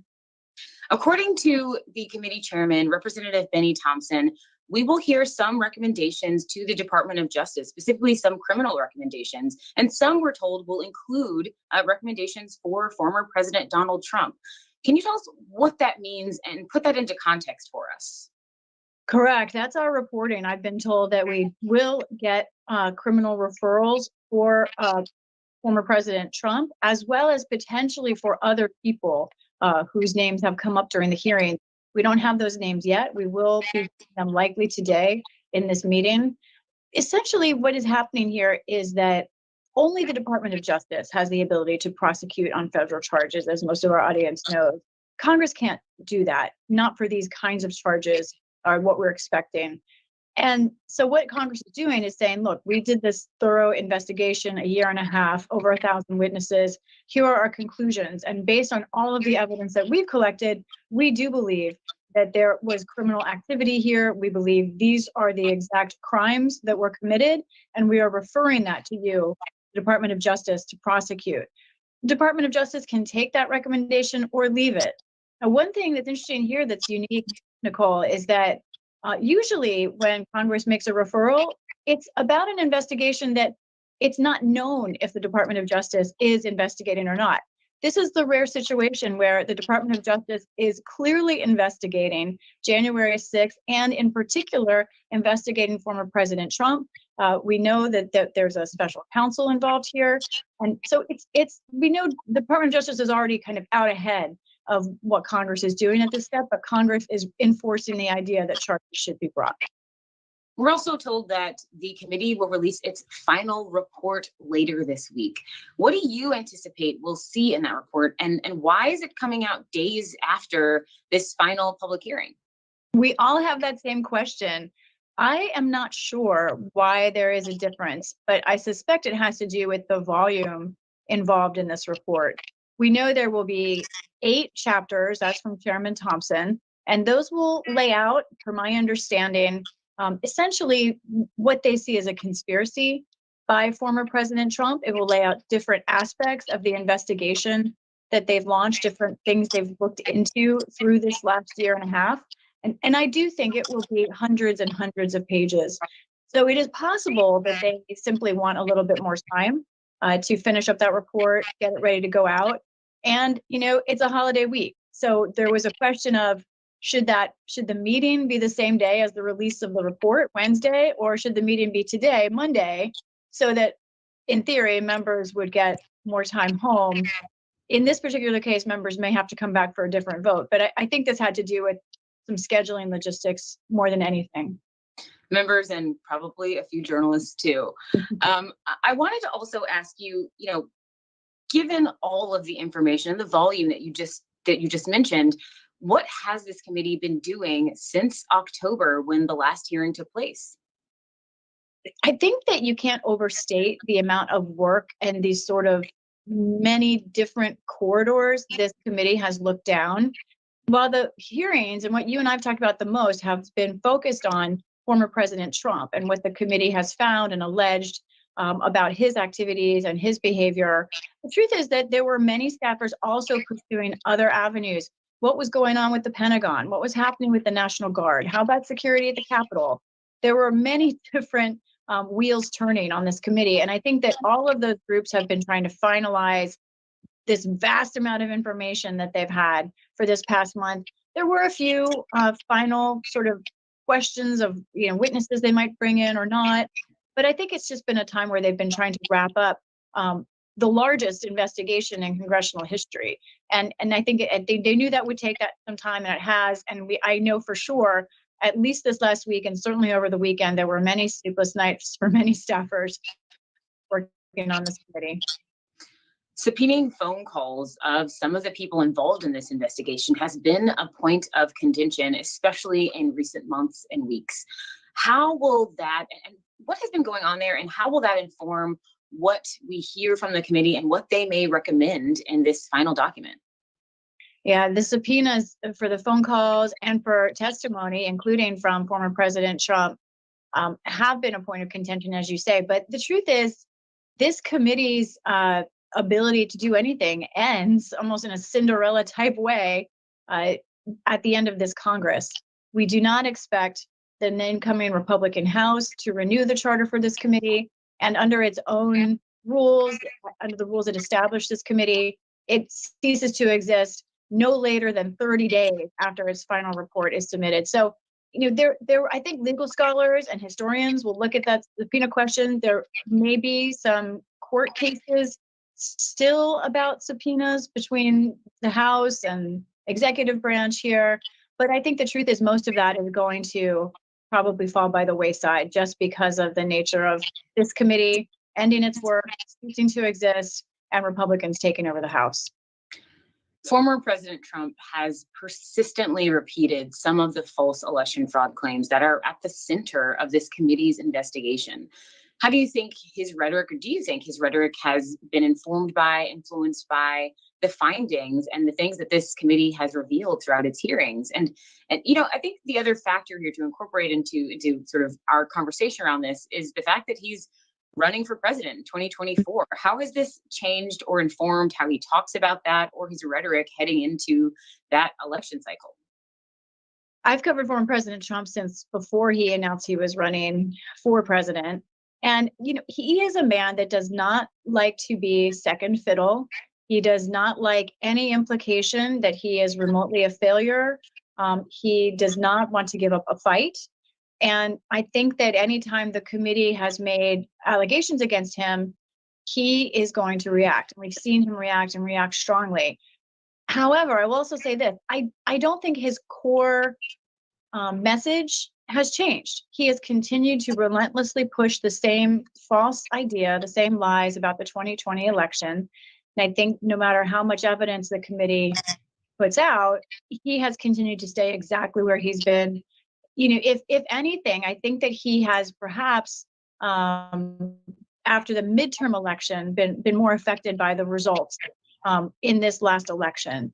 And that we saw changed, I think, former President Trump's rhetoric a little bit, where he started lashing out at the Constitution itself, not just Democrats, not just this January 6th committee, but there you saw him turning to a new kind of sharpness, a new tact that made it seem like he was even more angry than before, and saying that the parts of the Constitution should be terminated in order to help him was certainly a new level of, I think, the antithesis of what the founding fathers wrote in the oath of office of the president. So I think that he's sort of stayed in the same place, but I think the election, probably more than this committee, has changed what he's been saying in the past few weeks.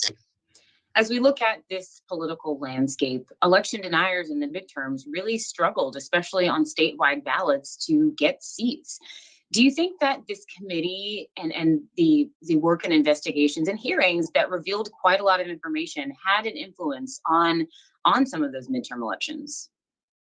It remains to be seen, but we know a few things. First, Democrats do believe that. They believe that this committee really putting out what they see as objective evidence, much of it from Republicans themselves, about President Trump's role and his irresponsibility in that role, leading to violence at the U.S. Capitol itself. They believe all of that really did affect how voters saw the Republican Party.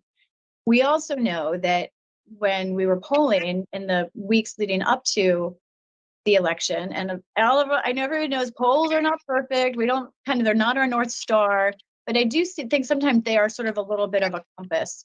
And we were seeing in those weeks leading up to the election, very strong increase in concern about democracy from Democrats. And I think as much as it may have had some Republican-leaning independents think about how they look at the Republican Party, I think the January 6th committee really galvanized concern from Democrats, and it really got them out to the polls, this idea of a stolen election, candidates who were still talking about stolen elections. That was a big motivator for Democrats. And I do think the January 6th committee had a lot to do with that.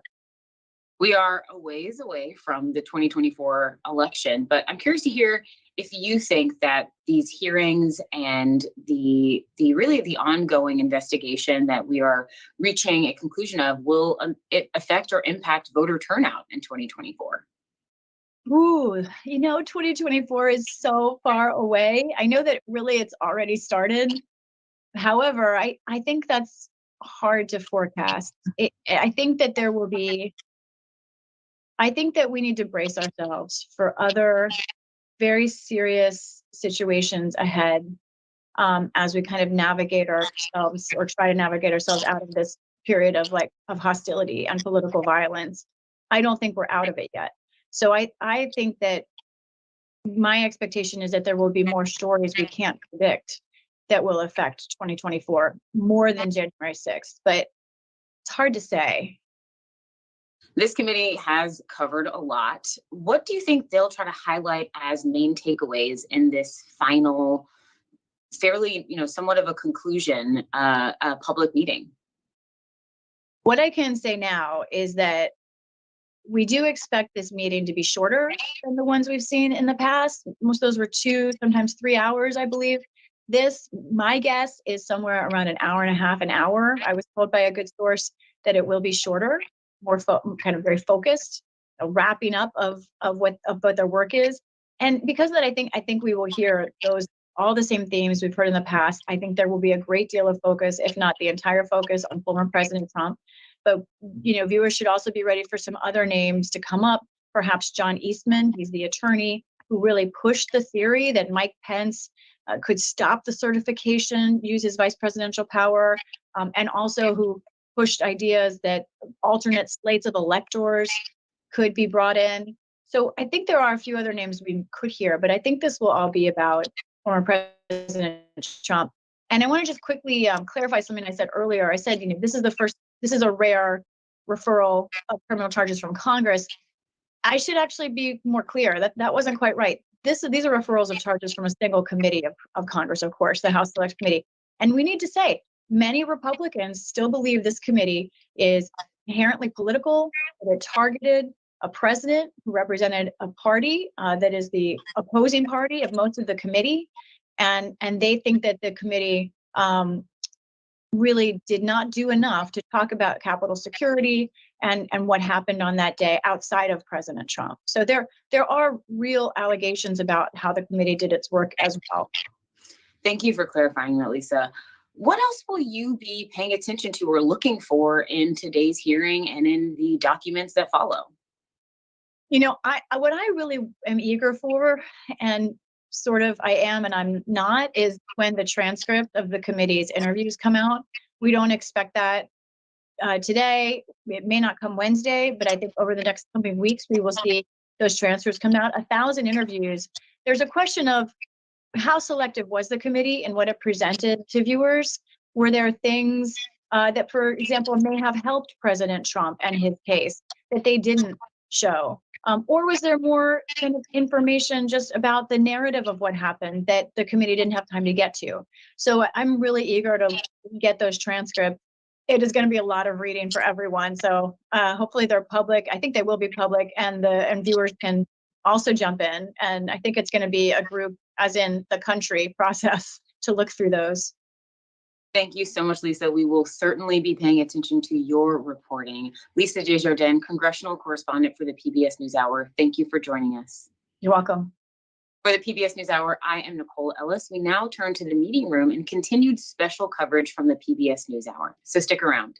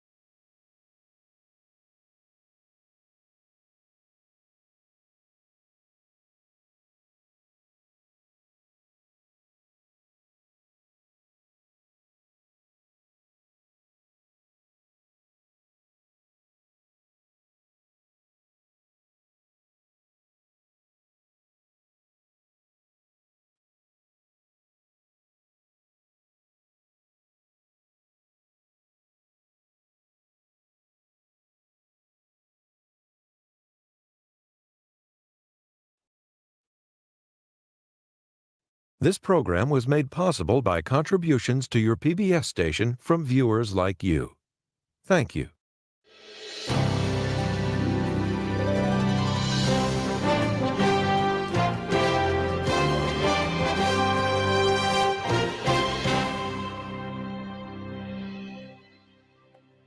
Good afternoon and welcome to this PBS NewsHour special live coverage of the House Select Committee investigating January the 6th. I'm Judy Woodruff. As Republicans prepare to take over control of the House in just 2 weeks, the committee is winding down its 18-month investigation into the attack on the Capitol. At today's meeting, members are set to vote to approve the committee's final report, which they say will be released later this week.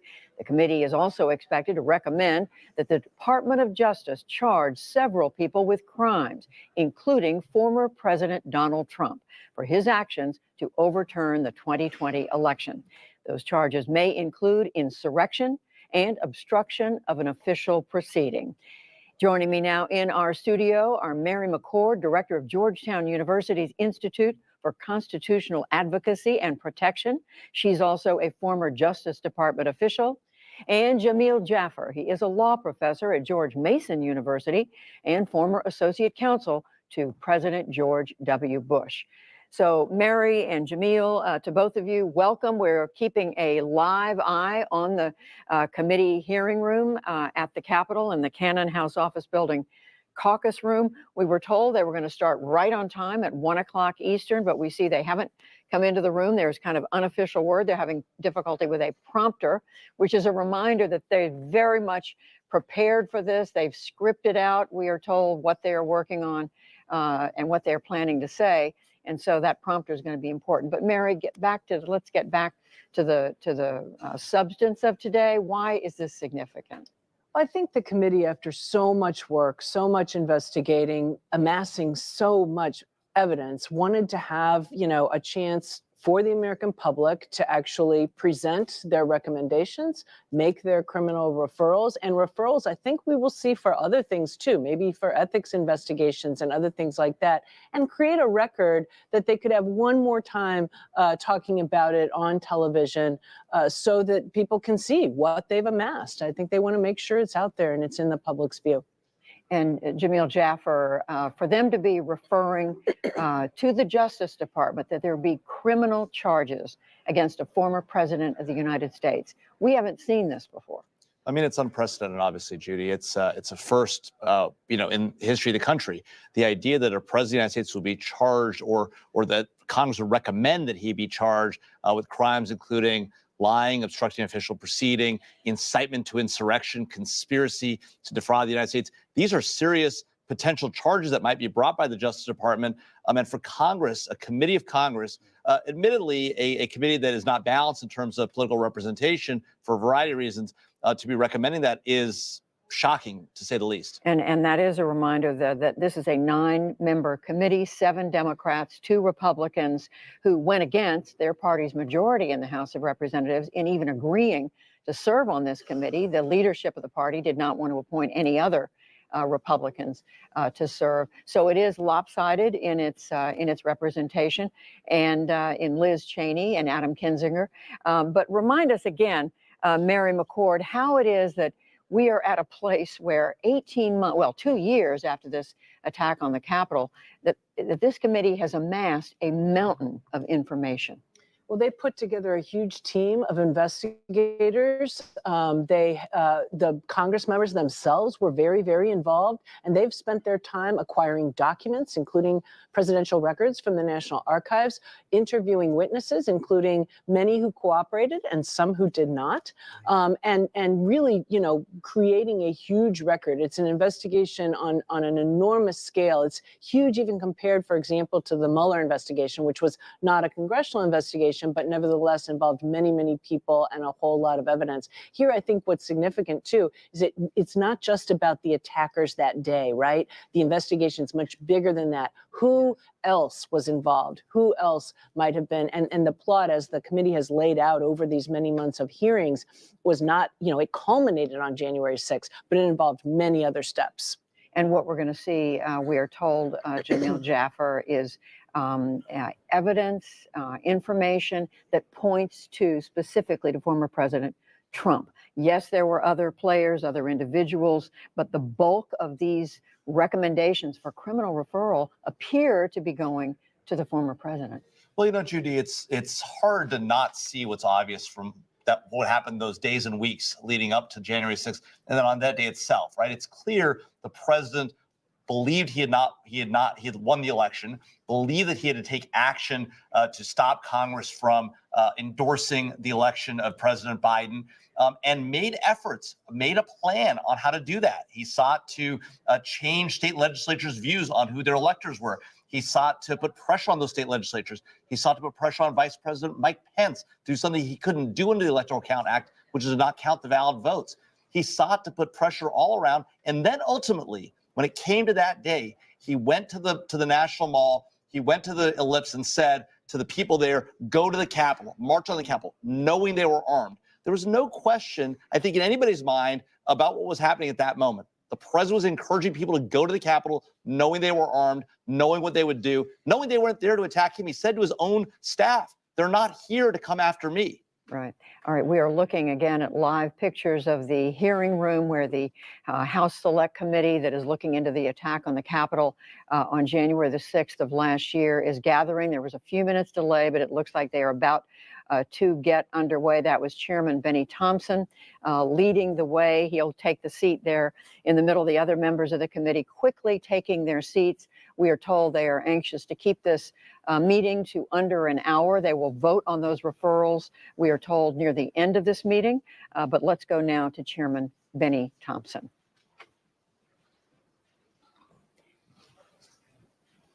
And they are still gathering themselves, but we are going to listen for the start of this meeting.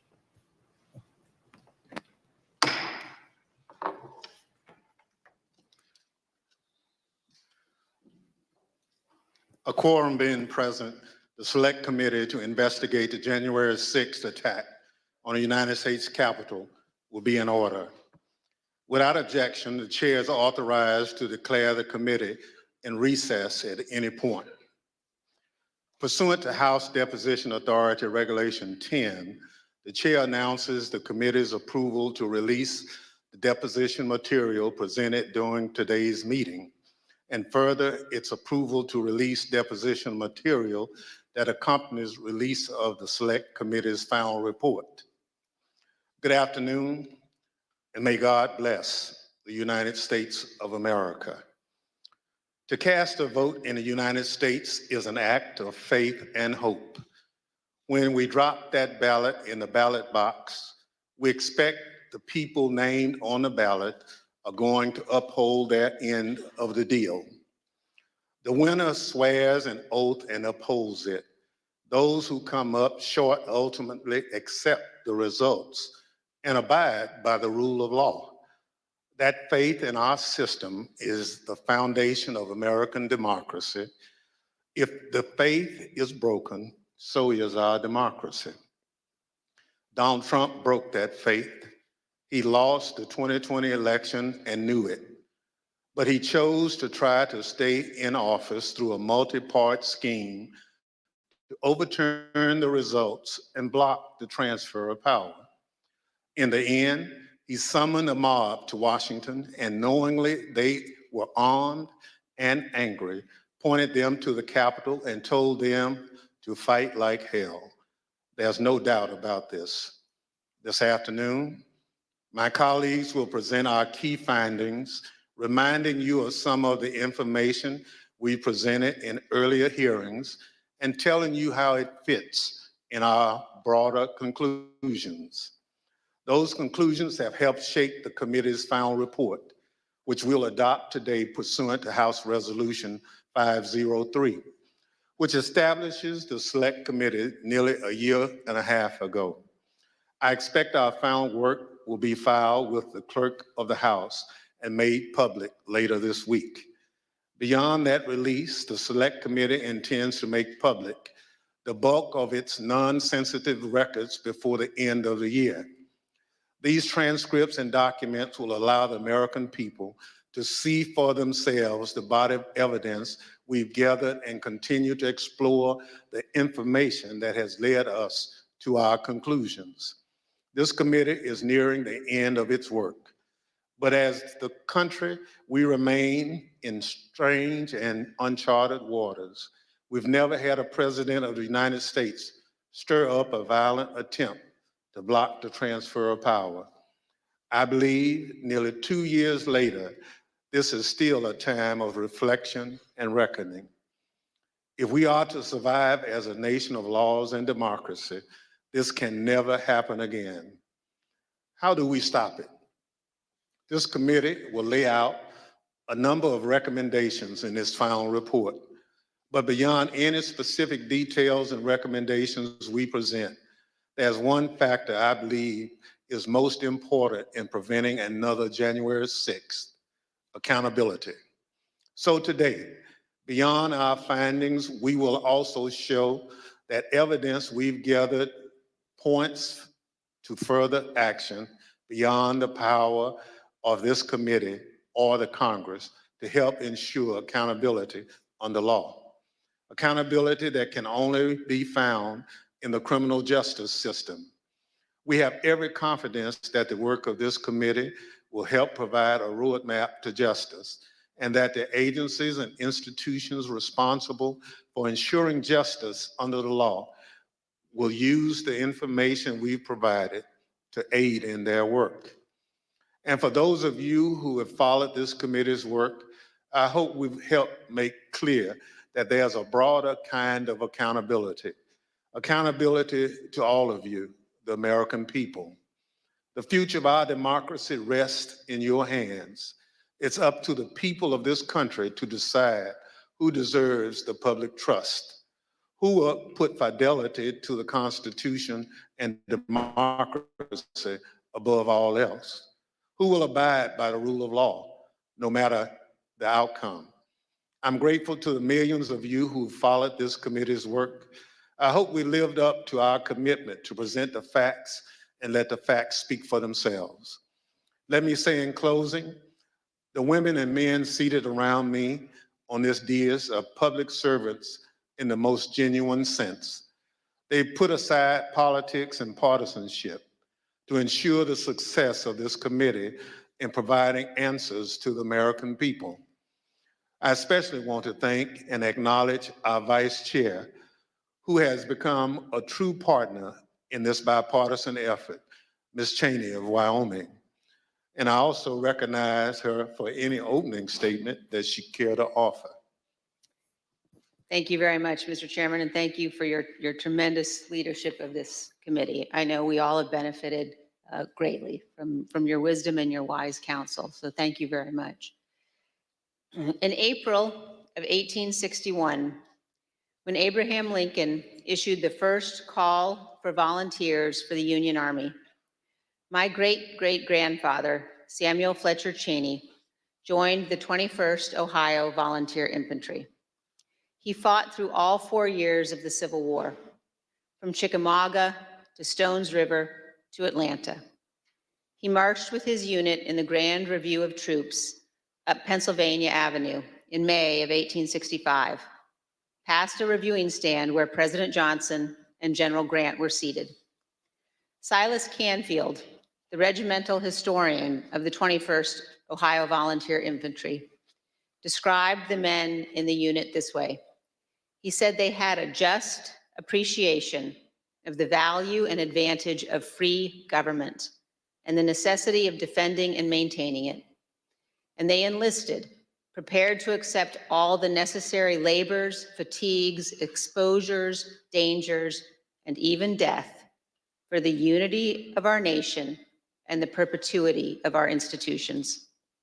I have found myself thinking often, especially since January 6th, of my great-great-grandfather and all those in every generation who have sacrificed so much for the unity of our nation and the perpetuity of our institutions. At the heart of our republic is the guarantee of the peaceful transfer of power. Members of Congress are reminded of this every day as we pass through the Capitol Rotunda. There, 8 magnificent paintings detail the earliest days of our republic. One, painted by John Trumbull, depicts the moment in 1793 when George Washington resigned his commission, handing control of the Continental Army back to Congress. Trumbull called this, quote, one of the highest moral lessons ever given the world. With this noble act, George Washington established the indispensable example of the peaceful transfer of power in our nation. Standing on the west front of the Capitol in 1981, President Ronald Reagan described it this way: the orderly transfer of authority as called for in the Constitution routinely takes place, as it has for almost 2 centuries, and few of us stop to think how unique we really are. In the eyes of many in the world, this every 4-year ceremony that we accept as normal is nothing less than a miracle. Every president in our history has defended this orderly transfer of authority, except one. January 6th, 2021 was the first time one American president refused his constitutional duty to transfer power peacefully to the next.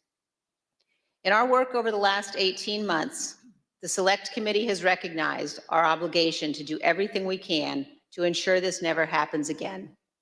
At the beginning of our investigation, we understood that tens of millions of Americans had been persuaded by President Trump that the 2020 election was stolen by overwhelming fraud. And we also knew this was flatly false. We knew that dozens of state and federal judges had addressed and resolved all manner of allegations about the election. Our legal system functioned as it should, but our president would not accept the outcome. Among the most shameful of this committee's findings was that President Trump sat in the dining room off the Oval Office watching the violent riot at the Capitol on television.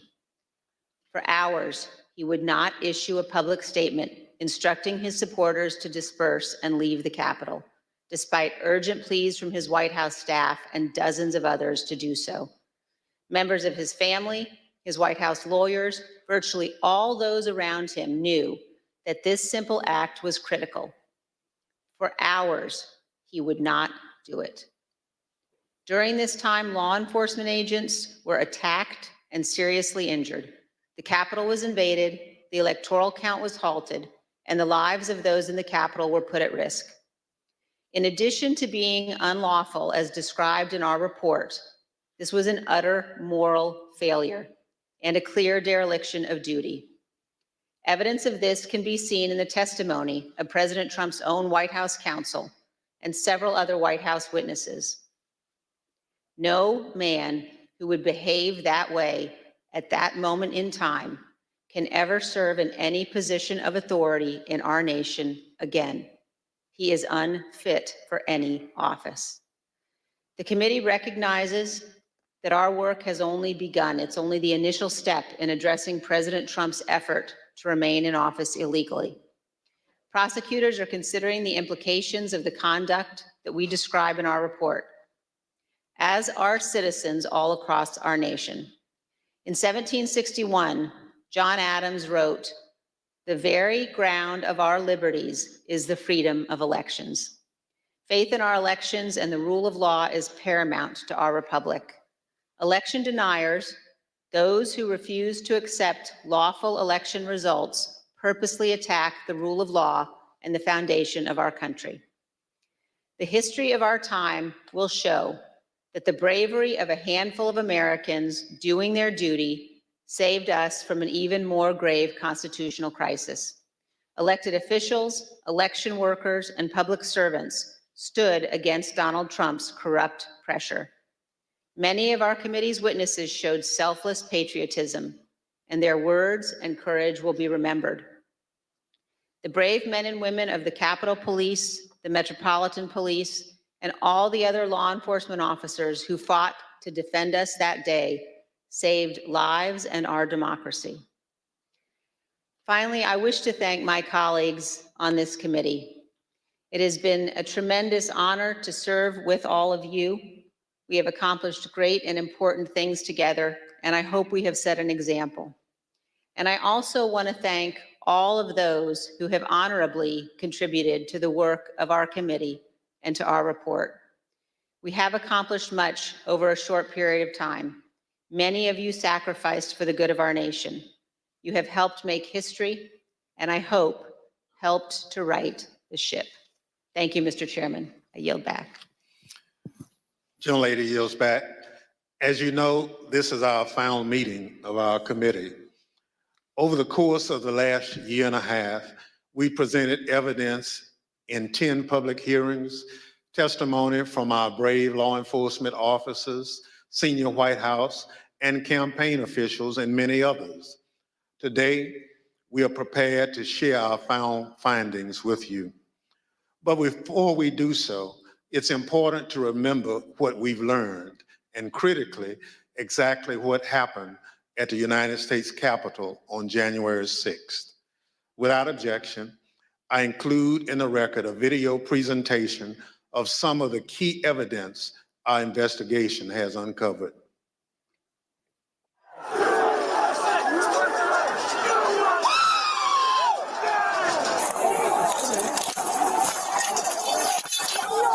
There were officers on the ground.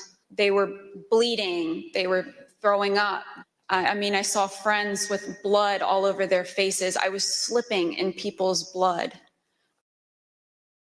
As I was swarmed by a violent mob, they ripped off my badge. They grabbed and stripped me of my radio. They seized ammunition that was secured to my body. They began to beat me with their fists and with what felt like hard metal objects. The key thing to do is to claim victory. No, we won. Fuck you. Sorry, over. We won. Yeah. You're wrong. Fuck you. Right out of the box on election night, the president claimed that there was major fraud underway. I mean, this happened, as far as I could tell, before there was actually any potential of looking at evidence. I didn't think what was happening was necessarily honest or professional at that point in time. So that led to me stepping away. Generally discussed on that topic was whether the fraud, maladministration, abuse, or irregularities, if aggregated and read most favorably to the campaign, would that be outcome determinative? And I think everyone's assessment in the room, at least amongst the staff, Mark Short, myself, and Greg Jacob, was that it was not sufficient to be outcome determinative. I told him that I did believe, yes, that once those legal processes were run, if fraud had not been established that had affected the outcome of the election, then unfortunately, I believe that what had to be done was concede the outcome. What were the chances of President Trump winning the election? After that point? Yes. None. So what are we going to do here, folks? I only need 11,000 votes. Fellas, I need 11,000 votes. Give me a break. The numbers are the numbers. The numbers don't lie. We had many allegations, and we investigated every single one of them. Did one of them make a comment that they didn't have evidence, but they had a lot of theories? That was Mr. Giuliani. And what exactly did he say, and how did that come up? My recollection, he said, we've got lots of theories, we just don't have the evidence. You're asking me to do something that's never been done in history, the history of the United States. And I'm going to put my state through that without sufficient proof. It's a tape earlier in the day of Ruby Freeman and Shay Freeman Moss and one other gentleman, quite obviously, surreptitiously passing around USB ports as if they're vials of heroin or cocaine. In one of the videos we just watched, Mr. Giuliani accused you and your mother of passing some sort of USB drive to each other. What was your mom actually handing you on that video? A ginger mint. Do you know how it feels to have the President of the United States to target you? The President of the United States is supposed to represent every American, not to target one. I made it clear I did not agree with the idea of saying the election was stolen and putting out this stuff, which I told the president was bullshit. He wanted to talk about that he thought the election had been stolen or was corrupt and that there was widespread fraud. And I had told him that our reviews had not shown that to be the case. And I said something to the effect of, sir, we've done dozens of investigations, hundreds of interviews. The major allegations are not supported by the evidence developed. Well, my first thought was, this is a terrible idea. Jeff Clark cannot be installed as acting Attorney General of the United States. You ultimately told us that you described this meeting as not this meeting, the Georgia letter that was proposed as an effing murder-suicide pact. Do you remember using the term murder-suicide pact? Yes.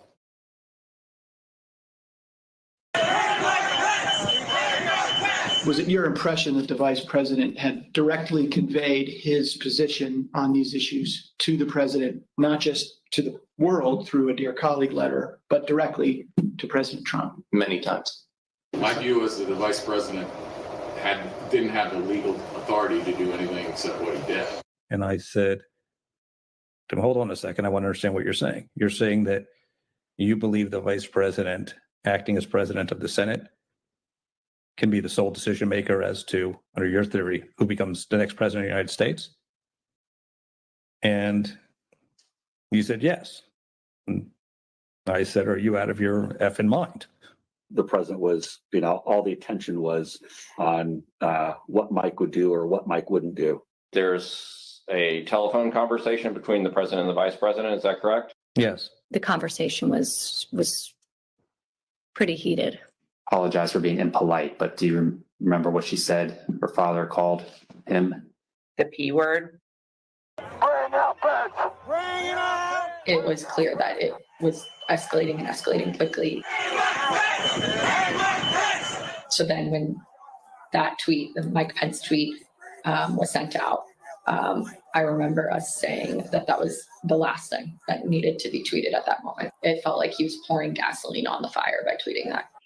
They've gained access to the second floor, and I've got public about 5 feet from me down here below. Okay, copy. They are on the second floor, moving in now. We may want to consider getting out and leaving now. Copy. The members of the VP detail at this time were starting to fear for their own lives. There were calls to say goodbye to family members, so on and so forth. Approximately 40 feet. That's all there was. 40 feet between the vice president and the mob. Donald Trump and his allies and supporters are a clear and present danger to American democracy.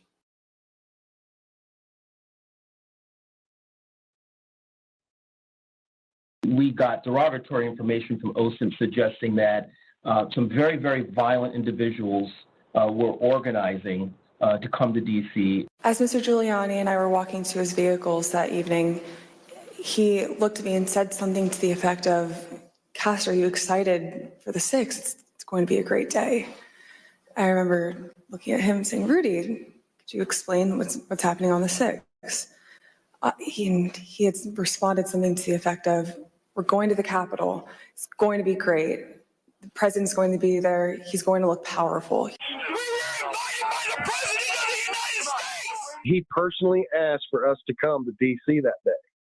And I thought, for everything he's done for us, if this is the only thing he's going to ask of me, I'll do it. Well, basically, the president, got everybody riled up, told everybody to head on down. So we basically were just following what he said.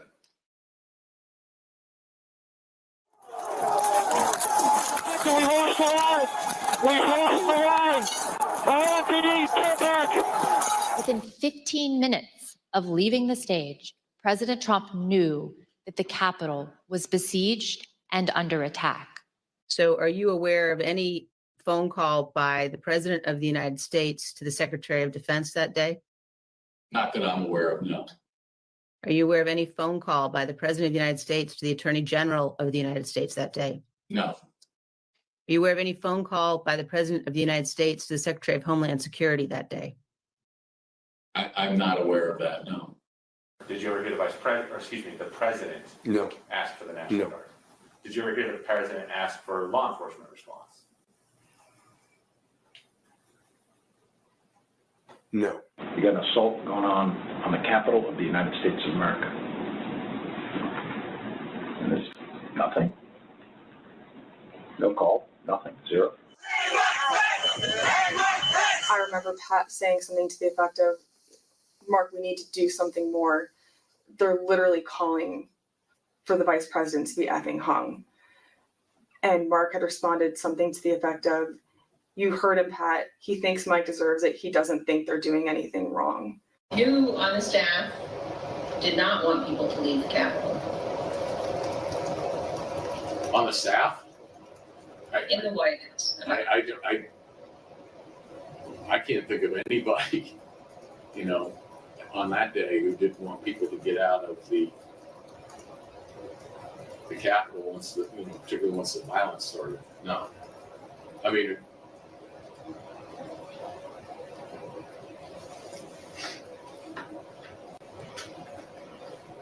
What about the president? Yeah. well, she said the staff. So I answered. No, I said in the White House. Oh, I'm sorry. I apologize. I thought you said who else on the staff. Yeah,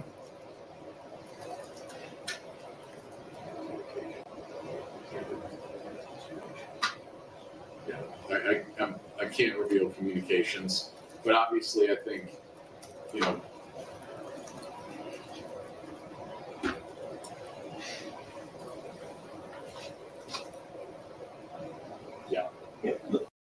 I said, good, John. Now I'm going to give you the best free legal advice you're ever getting in your life. Get a great effing criminal defense lawyer. You're going to need it. General Flynn, do you believe in the peaceful transition of power in the United States of America? The fifth.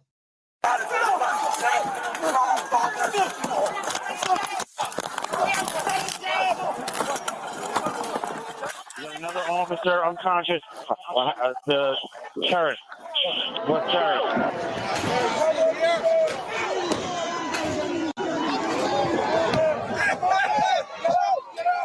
I don't want to say the election's over. I just want to say Congress has certified the results without saying the election's over, okay?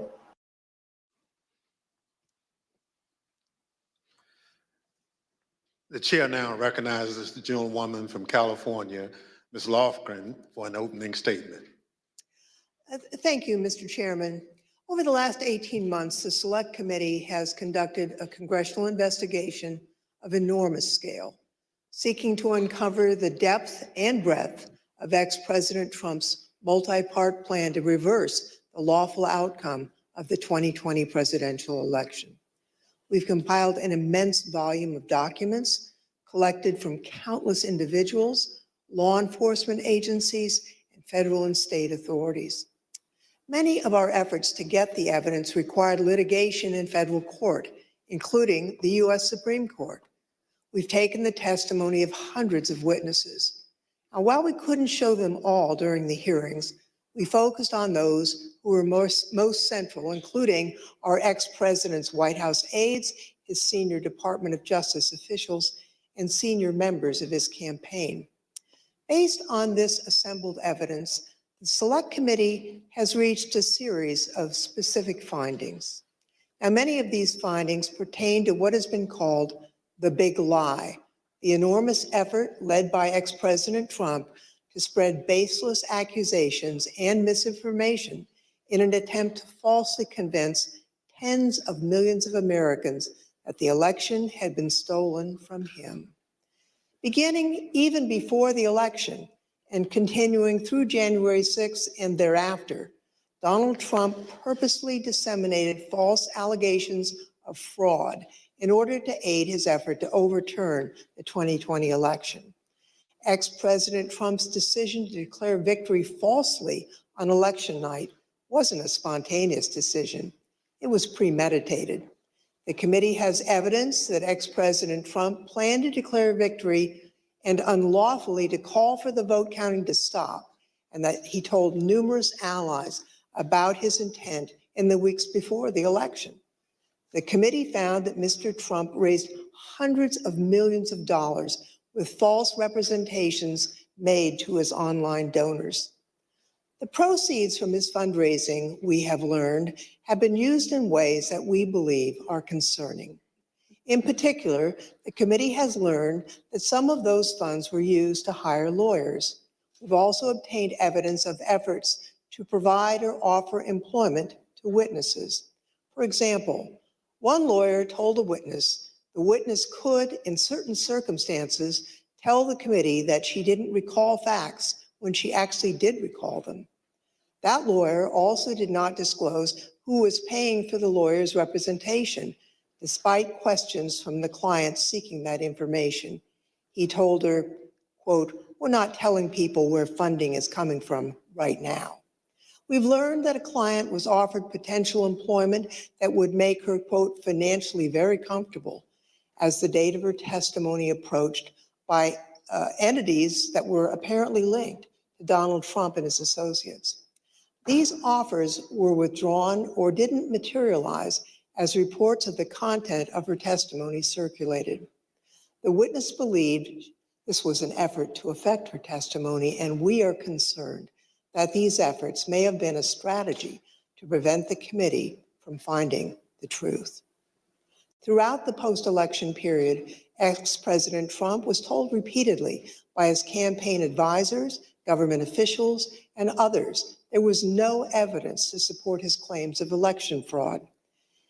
Even since our last hearing, the Select Committee has obtained testimony from new witnesses who've come forward to tell us about their conversations with ex-President Trump on this topic. Here is one of his senior advisors, Hope Hicks. Seeing evidence of fraud on a scale that would have impacted the outcome of the election. And I was becoming increasingly concerned that we were damaging his legacy. What did the president say in response to what you just described? He said something along the lines of, nobody will care about my legacy if I lose. So that won't matter. The only thing that matters is winning. Despite all that, he continued to purposely and maliciously make false claims, sometimes within a day of being told that a particular claim was false and unsupported by the evidence. By the time the Electoral College met to cast its votes on December 14th, 2020, a number of President Trump's senior staff, cabinet officials, and members of his family were urging him to facilitate a peaceful transition to the incoming administration. He disregarded their advice, and he continued to claim publicly that the election had been stolen from him. Numerous state and federal courts evaluated and rejected the Trump campaign's claims of voter fraud, including 11 judges appointed by ex-President Trump himself. Many of these courts issued scathing opinions, criticizing the lack of evidence that ex-President Trump and his allies had advanced to support their claims. Numerous individuals associated with these efforts have since acknowledged that they were unable to find sufficient evidence of fraud to affect the election results, including in testimony to this Select Committee. Still, ex-President Trump repeated those false claims and tried to convince his supporters the election was stolen. This was an attempt to justify overturning the lawful election results. Donald Trump knowingly and corruptly repeated election fraud lies, which incited his supporters to violence on January 6th. He continues to repeat his meritless claim that the election was stolen even today and continues to erode our most cherished and shared belief in free and fair elections. Mr. Chairman, I yield back. Gentlewoman yields back. The chair recognizes the gentleman from California, Mr. Schiff, for an opening statement. Thank you, Mr. Chairman. Building on his constant repetition of the big lie, President Trump engaged in an unprecedented effort to obstruct the joint session on January 6th. the proceeding where his electoral loss would be certified by Congress. This effort began in part in the states, which hold, count, and ultimately determine the winners of presidential elections. Many state officials were targeted by President Trump and his campaign. The local election workers he accused baselessly of election fraud, the state officials he pressured to stop the count or to find votes that didn't exist, and the state legislative officials he urged to disregard the popular will of the voters and their oath of office in order to name him the winner instead. Here are the Select Committee findings about President Trump's state pressure campaign. President Trump and his enablers repeatedly pressured state officials to take action to overturn the results of the election. The most dramatic example of this campaign of coercion was the president's January 2nd, 2021 call to Georgia Secretary of State Brad Raffensperger, in which the president urged the secretary to find 11,780 votes he needed to change the outcome in that state. During that call, President Trump again repeated conspiracy theories about the election that his own appointees at the Department of Justice had already debunked. Trump also made what Secretary Raffensperger apparently accurately considered a threat, suggesting that Raffensperger and his attorney, that they could be subject to criminal prosecution if they didn't follow through with his demands. Then, in repeated telephone calls and in-person meetings, Donald Trump pressured state elections officials and state legislators to alter official election results. But courageous public servants, including Republicans like Rusty Bowers, held firm and refused to put Donald Trump over their oath to the Constitution. When Donald Trump's pressure campaign did not achieve the results he wanted, he oversaw an effort to obtain and transmit false electoral college ballots to Congress and the National Archives. The false ballots were created by fake Republican electors on December 14th. At the same time, the actual certified electors in those states were meeting to cast their votes for President Biden. By that point in time, election-related litigation was over in all or nearly all of these states. And Trump campaign election lawyers realized that the fake slates were unjustifiable on any grounds and may be unlawful. In spite of these concerns and the concerns of individuals in the White House counsel's office, President Trump and others proceeded with this plan. The Select Committee has developed evidence that these intentionally false documents were transmitted to multiple officers of the federal government and were intended to interfere with the proper conduct of the joint session, where the existence of so-called competing slates of electors would serve as a pretext for legitimate electoral votes to be rejected.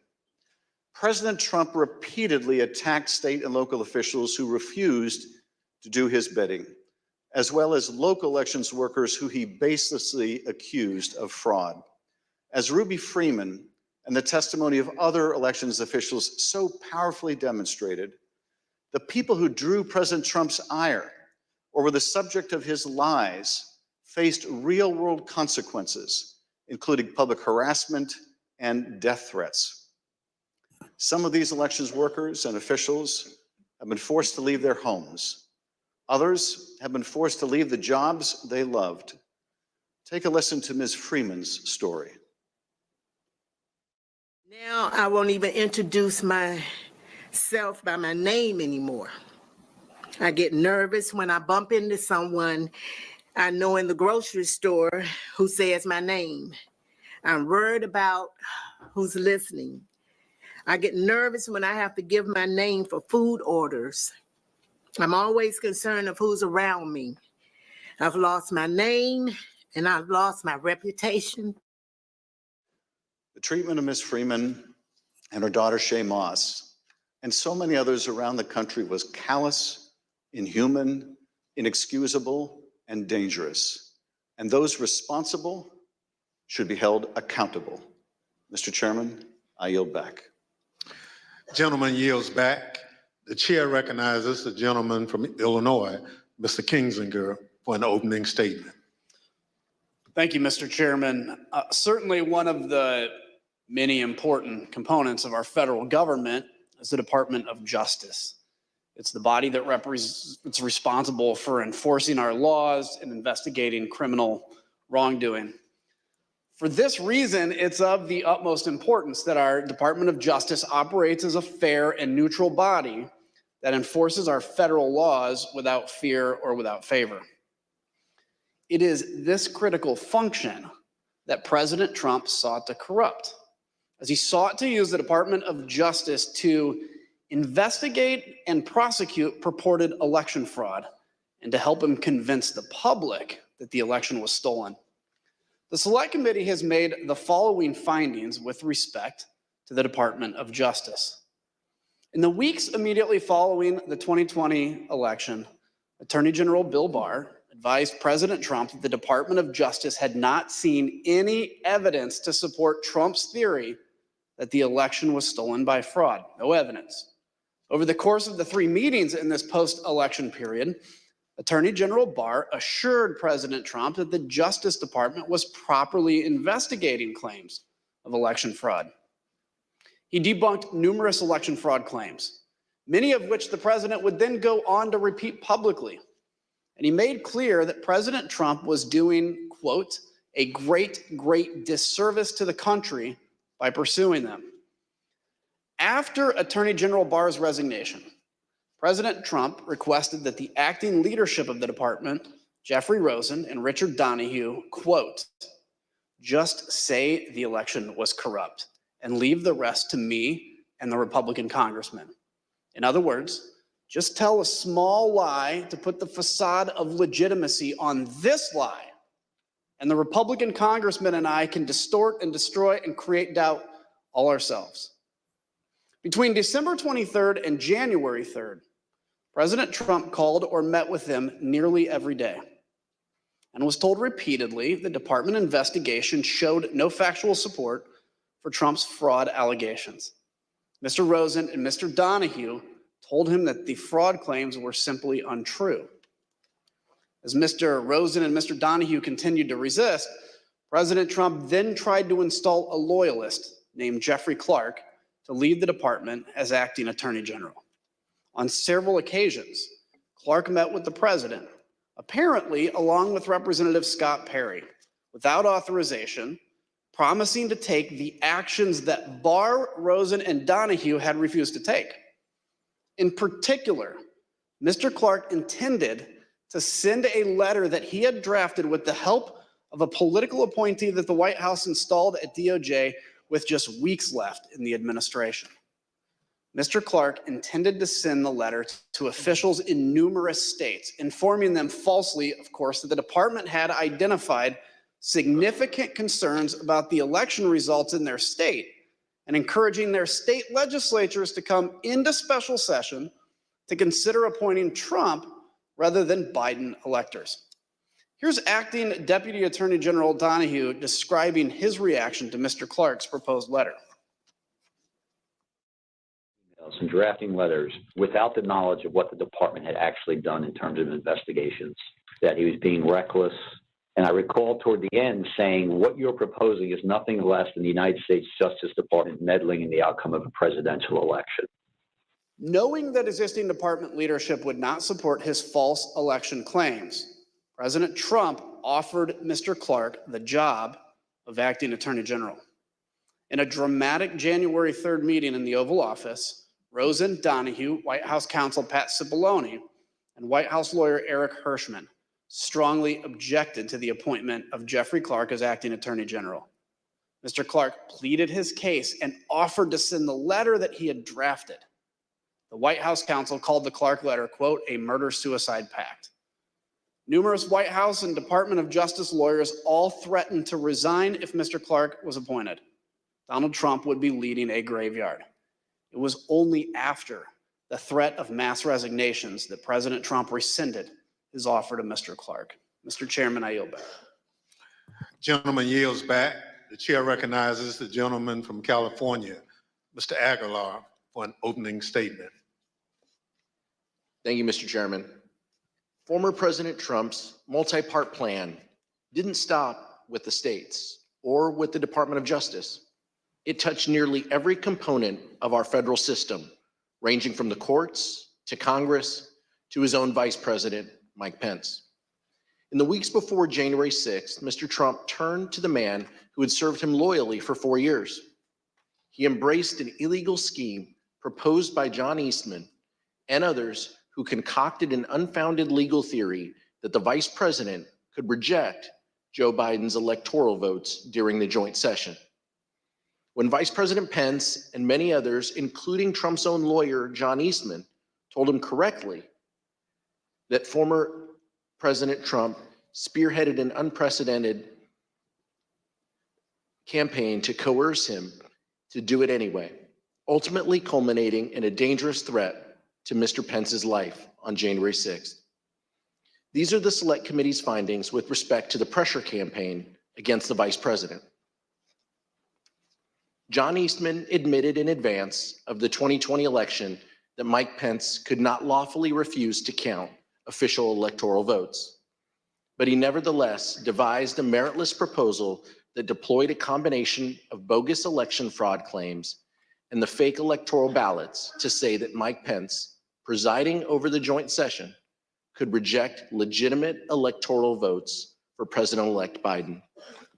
But still, President Trump accepted and repeated Eastman's theory and used it to pressure the vice president to take unlawful action.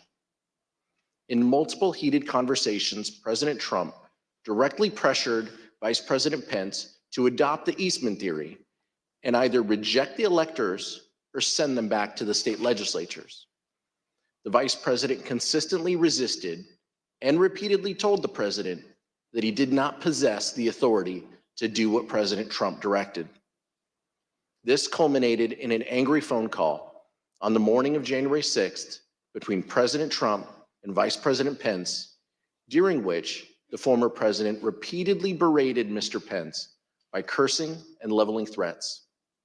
White House staffer Nick Luna was one of the many witnesses who heard the call as it happened. Take a listen at Mr. Luna's testimony. Did you hear any part of the phone call, even if just the end that the president was speaking from? I did, yes.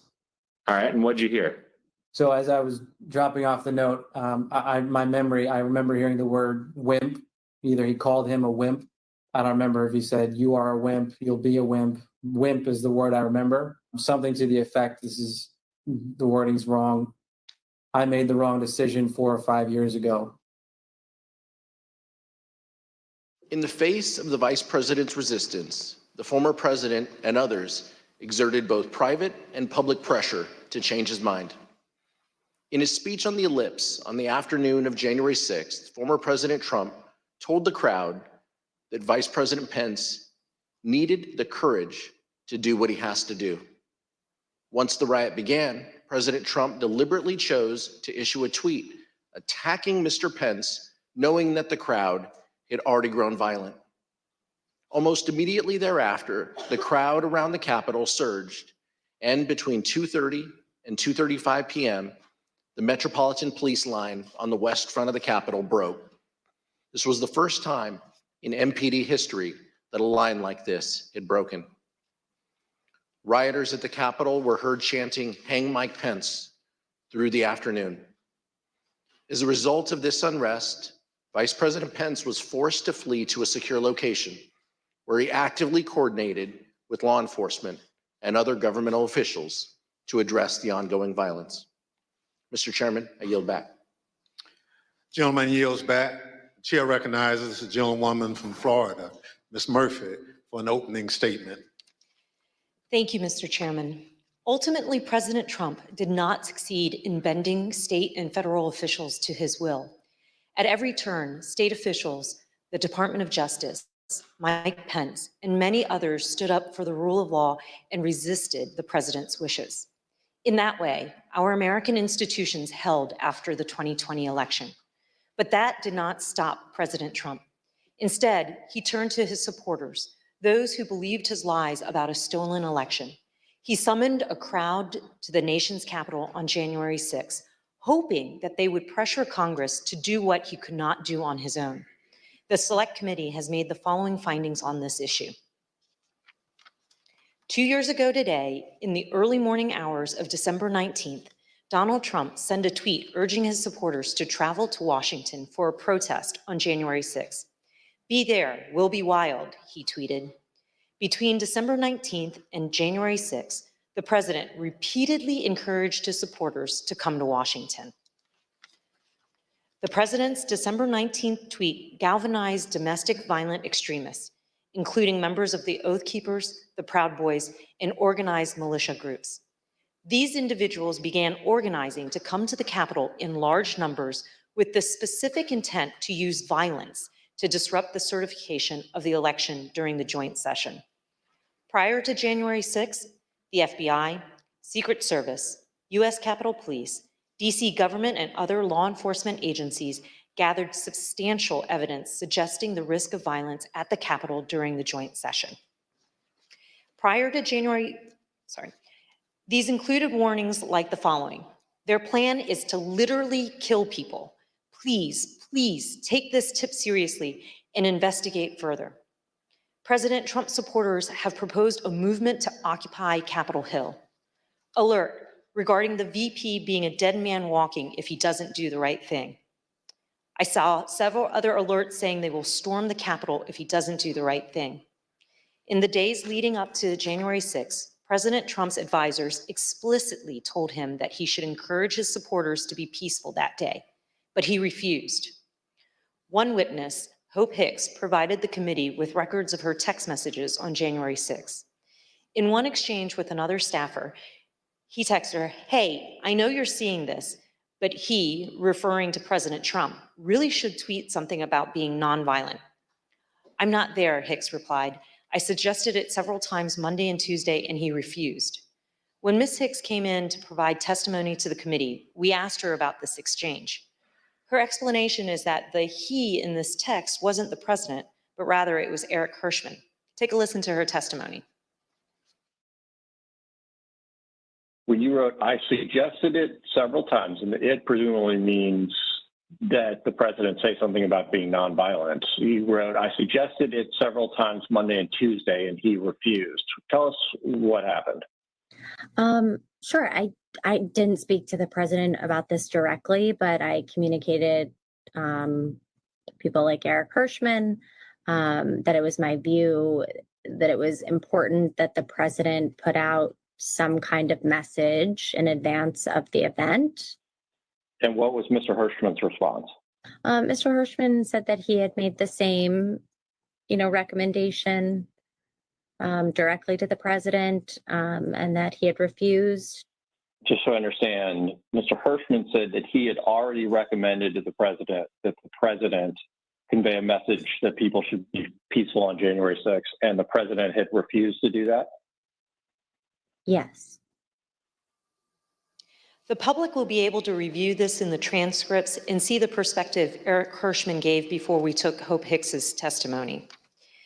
Despite having knowledge of the threats of violence presented by the crowd gathered on January 6th, President Trump gave an incendiary speech, declaring without basis that the election had been stolen and encouraging his supporters to fight like hell. And during the speech and immediately thereafter, President Trump stated his intention to travel to the Capitol with his supporters in an effort to influence the joint session. The Select Committee has developed evidence indicating that President Trump did, in fact, intend to go to the Capitol on the afternoon of January 6th, and that he repeatedly expressed that intention during the afternoon and in the days prior. Mr. Chairman, I yield back. Gentlewoman yields back. The chair recognizes the gentlewoman from Virginia, Mrs. Luria, for an opening statement. Thank you, Mr. Chairman. All of President Trump's efforts came to a head on the afternoon of January 6th. Standing on the stage of the Ellipse, President Trump told tens of thousands of angry supporters that the election was stolen, that they had the power to change that if they marched to the Capitol, and that they wouldn't have a country anymore if the presidency was taken away from him. He told them he would be there with them. And then, as the crowd descended on the Capitol, President Trump watched it on television. Despite pleas from his senior advisors, from lawmakers on the Hill, and from his own children, President Trump would not issue a public statement. instructing his supporters to disperse and leave the Capitol. Mr. Trump's failures spanned the period from 1:10 p.m., when his speech ended, and he instructed his supporters to march to the Capitol, to 4:17 p.m., when he finally, begrudgingly, told his supporters to go home. For 187 minutes, he actively disregarded his constitutional obligation to take care that the laws are faithfully executed. As we've established through months of investigation, that is because the mob wanted what President Trump wanted, to impede the peaceful transition of power. These are the Select Committee's findings about President Trump's dereliction of duty.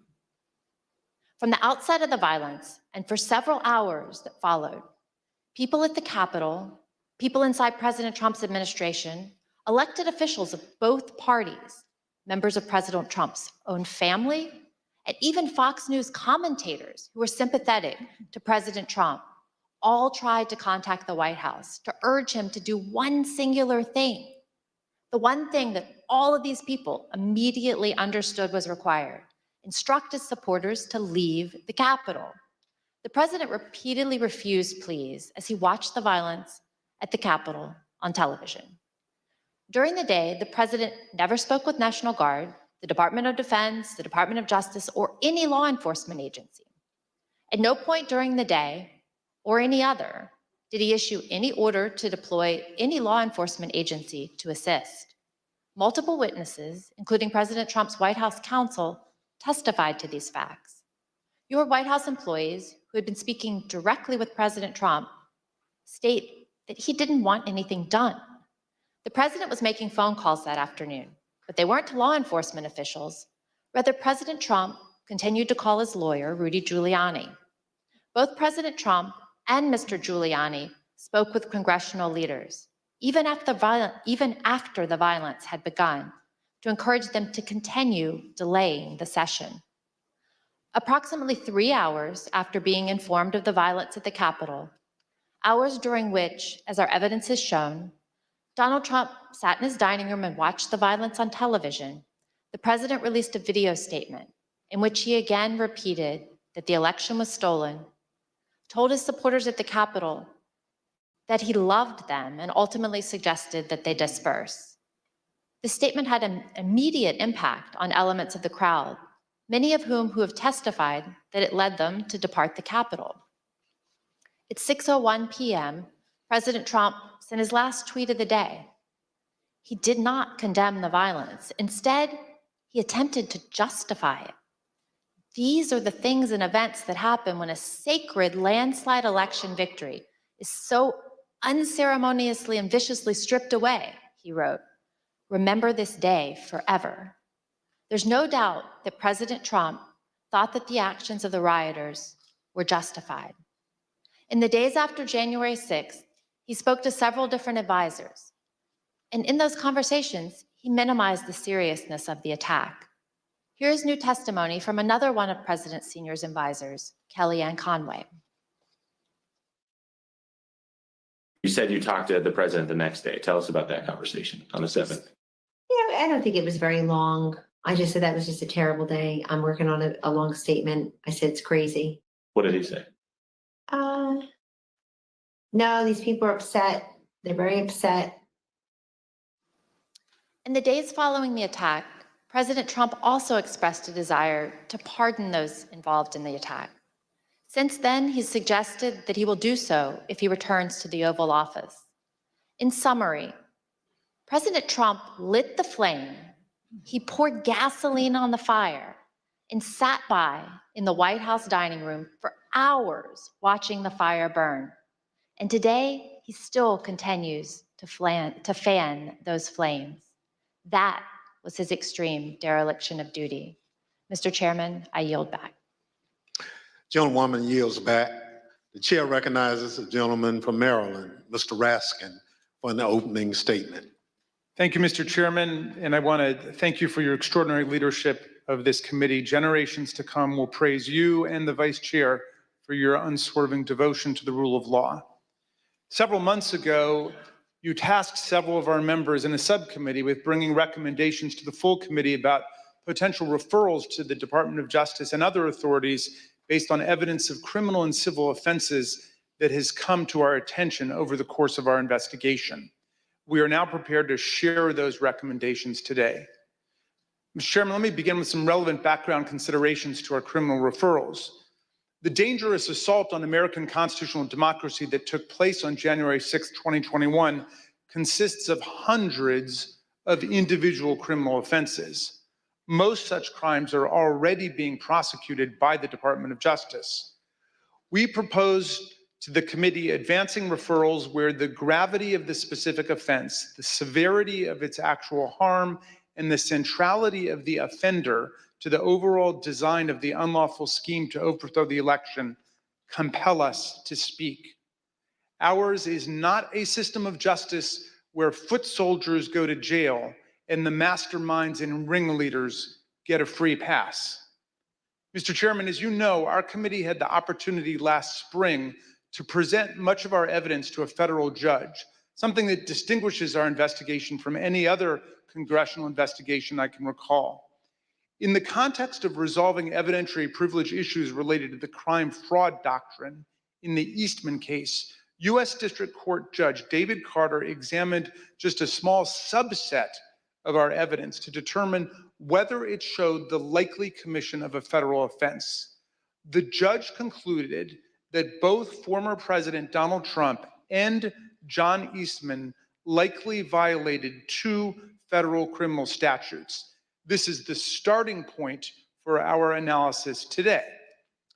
The first criminal statute we invoke for referral, therefore, is Title 18, Section 1512C, which makes it unlawful for anyone to corruptly obstruct, influence, or impede any official proceeding of the United States government. We believe that the evidence described by my colleagues today and assembled throughout our hearings warrants a criminal referral of former President Donald J. Trump, John Eastman, and others for violations of this statute. The whole purpose and obvious effect of Trump's scheme were to obstruct, influence, and impede this official proceeding, the central moment for the lawful transfer of power in the United States. Second, we believe that there is more than sufficient evidence to refer former President Donald J. Trump, John Eastman, and others for violating Title 18, Section 371. This statute makes it a crime to conspire to defraud the United States. In other words, to make an agreement to impair, obstruct, or defeat the lawful functions of the United States government by deceitful or dishonest means. Former President Trump did not engage in a plan to defraud the United States acting alone. He entered into agreements, formal and informal, with several other individuals who assisted him with his criminal objectives. Our report describes in detail the actions of numerous co-conspirators who agreed with and participated in Trump's plan to impair, obstruct, and defeat the certification of President Biden's electoral victory. That said, the subcommittee does not attempt to determine all of the potential participants in this conspiracy, as our understanding of the role of many individuals may be incomplete even today because they refuse to answer our questions. We trust that the Department of Justice will be able to form a far more complete picture through its own investigation. Third, we make a referral based on Title 18, Section 1001, which makes it unlawful to knowingly and willfully make materially false statements to the federal government. The evidence clearly suggests that President Trump conspired with others to submit slates of fake electors to Congress and the National Archives. We believe that this evidence we set forth in our report is more than sufficient for a criminal referral of former President Donald J. Trump and others in connection with this offense. As before, we don't try to determine all of the participants in this conspiracy, many of whom refuse to answer our questions while under oath. We trust that the Department of Justice will be able to form a more complete picture through its own investigation.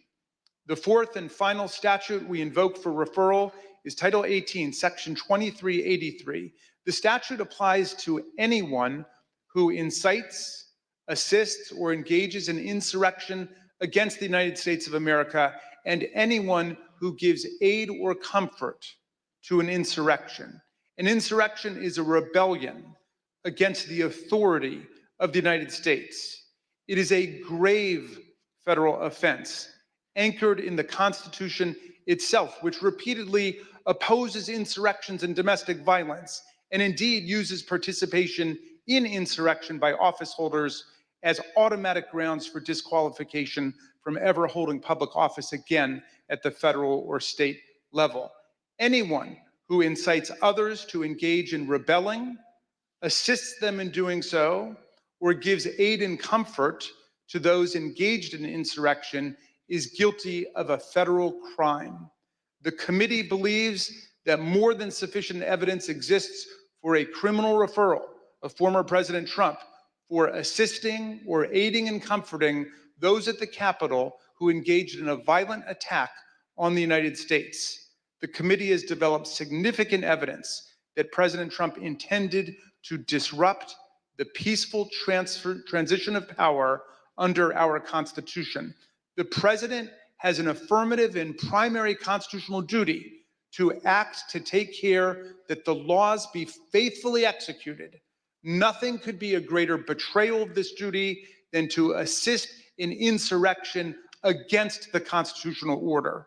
The complete factual basis for this referral is set forth in detail throughout our report. These are not the only statutes that are potentially relevant to President Trump's conduct related to the 2020 election. Depending on evidence developed by the Department of Justice, the president's actions could certainly trigger other criminal violations. Nor are President Trump and his immediate team the only people identified for referrals in our report. As part of our investigation, we asked multiple members of Congress to speak with us about issues critical to our understanding of this attack on the 2020 election and our system of constitutional democracy. None agreed to provide that essential information. As a result, we took the significant step of issuing them subpoenas based on the volume of information particular members possessed about one or more parts of President Trump's plans to overturn the election.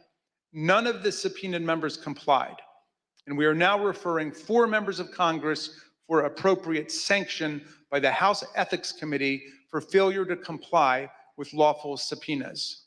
Mr. Chairman, we understand the gravity of each and every referral we are making today, just as we understand the magnitude of the crime against democracy that we describe in our report.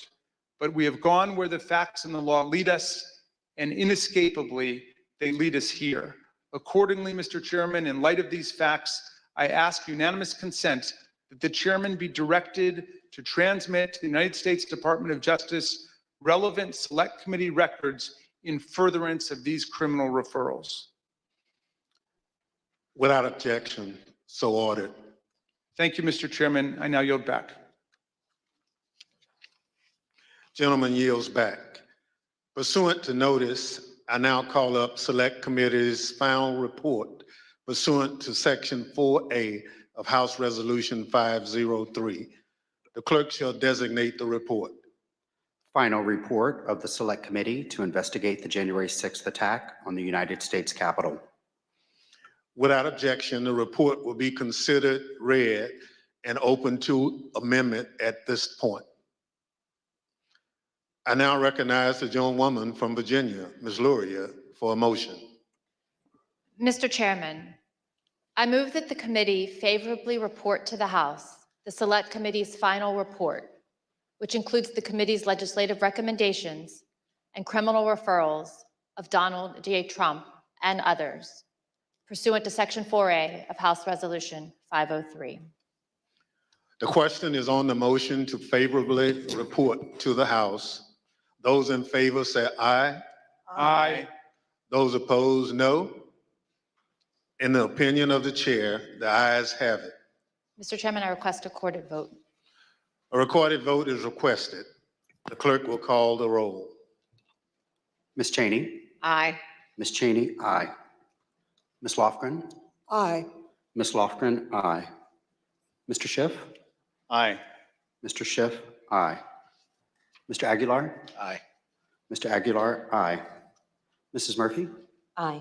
Mrs. Murphy, aye. Mr. Raskin? Aye. Mr. Raskin, aye. Mrs. Luria? Aye. Mrs. Luria, aye. Mr. Kinzinger? Kinzinger, aye. Mr. Kinzinger, aye. How is the chair recorded? Mr. Chairman, you are not recorded. Chair votes aye. Mr. Chairman, aye. The clerk will report the vote. Mr. Chairman, on this vote, there are 9 ayes and 0 noes.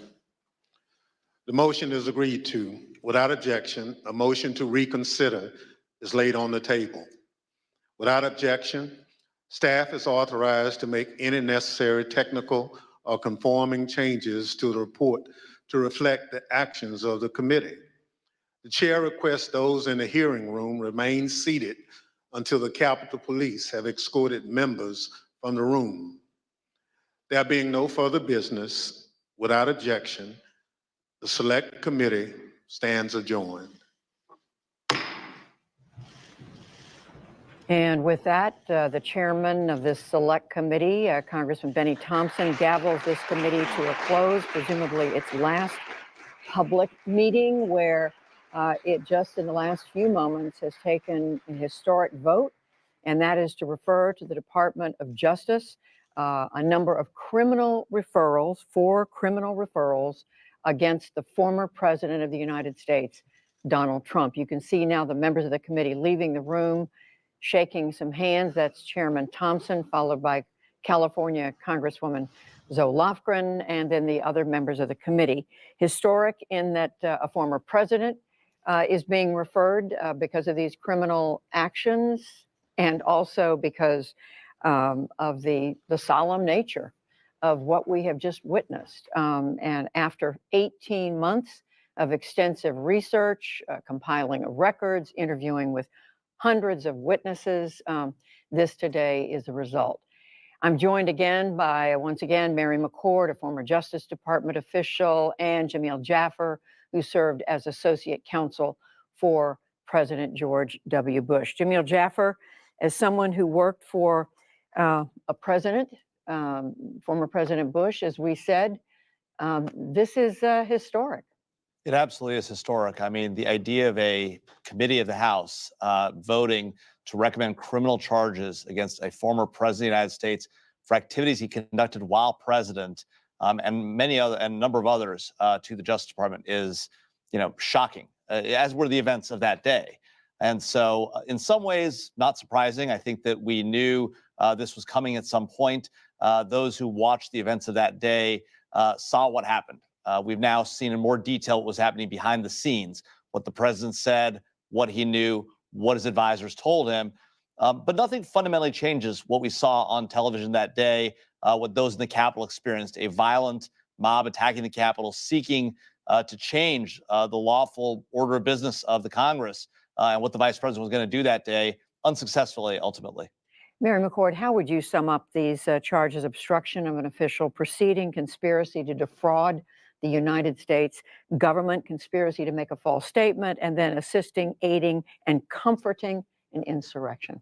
I think they were choosing charges that were reflective of all the different stages of what they've called a multi-stage conspiracy, right? So the obstruction and the conspiracy to defraud and the conspiracy to commit false statements relate to sort of the whole buildup, right? The big lie, the pressure campaigns, the looking for fake slates of electors and sending those slates of electors up. And then I think that insurrection charge is really focused on what happened on January 6th, from the speech at the Ellipse to I think perhaps most importantly, the president sitting by for 187 minutes, refusing entreaties from his own advisors and not calling off the mob, and not just not calling off the mob, but inciting them at 2:24 with his tweet about Mike Pence. So I think what we're seeing is the committee, carefully choosing referrals that reflect these many steps. Our Lisa Desjardins, our Capitol Hill congressional reporter, was in the hearing room as the committee conducted its business, just wrapping up a moment or so ago. Lisa, this committee could have done all this, I gather, quietly, but they chose to do this in a public way, in a very carefully scripted and carefully choreographed manner, didn't they? If you speak to some of the members of this committee, they will tell you that they think just as important as any potential criminal charges are from this committee's work is the idea of what the public got from it. From the very beginning of this, Judy, this was a hearing that was about changing the information that the American people had, the concepts that especially supporters of former President Trump had about what was truth, what was a lie. And I will say, we were able to get an embargoed copy of the executive summary of this report. We were not able to report on that until this moment when the meeting ended. And when you read that executive summary of the report, it is clear the entire beginning of the report talks about how important it is to the committee that they believe many Americans, in their words, did not have the opportunity to fully understand what happened on January 6th. They repeat this point again and again in that report. I also want to note some interesting things about listening to that meeting right now, being in that room, and having read this 161-page executive summary. There was an additional set of criminal charges referred to in that report, in that summary, for former President Trump, and that included the charge of seditious conspiracy. That was in the copy of the executive summary that I saw. It was not mentioned in this meeting, so we'll have to see if indeed that is among those referred to. It was in what we expected to be happening in that room today.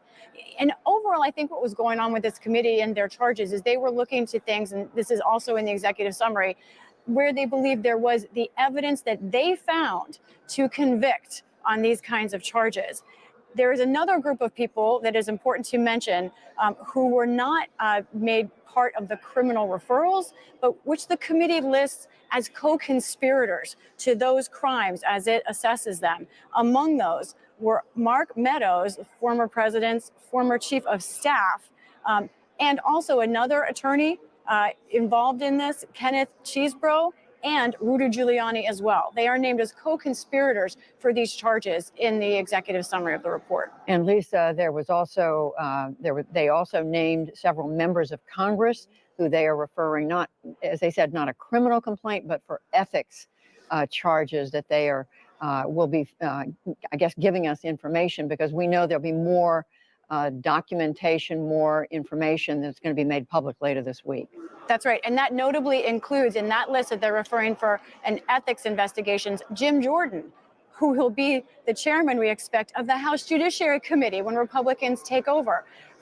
To say this is unprecedented is sort of, we need new terms to describe what's happening here for the chairman, incoming chairman of that committee, which oversees law and order in this country, to be referred for an ethics violation over an attack on the U.S. Capitol is sort of hard to really get your head around, but that is what is in this report. Now, do we expect much from that ethics investigation? No, because the House Ethics Committee is evenly divided, Republicans and Democrats. However, the fact that they're making those referrals for an ethics investigation is significant. And we do expect that the end of this term of Congress will be the end of this committee. We have every reason to believe the Republicans will not continue this committee into the next term. I do want to quickly come back now here at the end to Jamil and to you, Mary. Jamil, what does the Department of Justice do with a referral from Congress like this? Well, Judy, a special counsel has been appointed by the Attorney General to investigate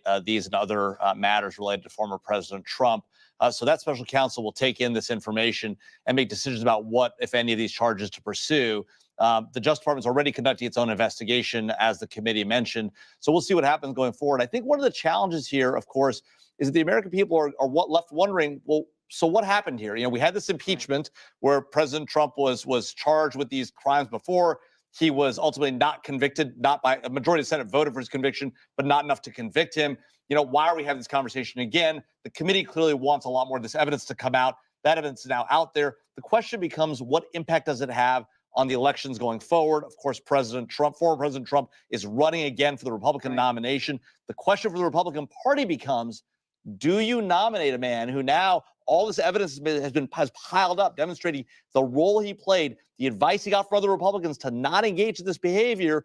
Do you nominate him as your party's candidate, my party's candidate, once again? And Mary McCord, just the minute that we have left, yes, there are the political ramifications, but there are potentially the legal ramifications here. This is, as we said a moment ago, unprecedented. It is. And the Department of Justice, I think if I were there, what I'd be most eager to get my hands on is all of the evidence that the committee amassed, because obviously the department has its own ways of gathering evidence. Probably a lot of it is going to be, repetitive, but I think there will be new materials there that they will have access to. And significantly, as was mentioned during the hearing, the 2383 insurrection charge, if that is brought, and I don't know that it will be, and if there is a conviction, that disqualifies former President Trump from holding public office. And just quickly, will the Department of Justice have the ability to get information on what happened beyond what this committee was able to get? They can use all of their normal tools, subpoenas, search warrants, etc. Yes.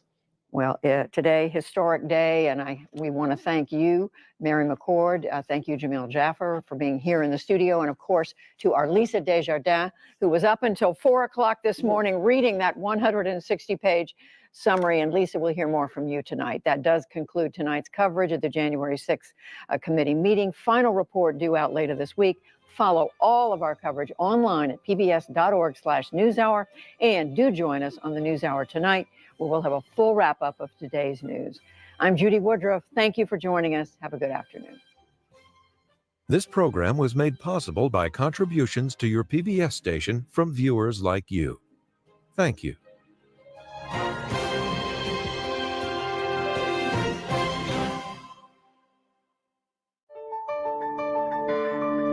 You're watching PBS.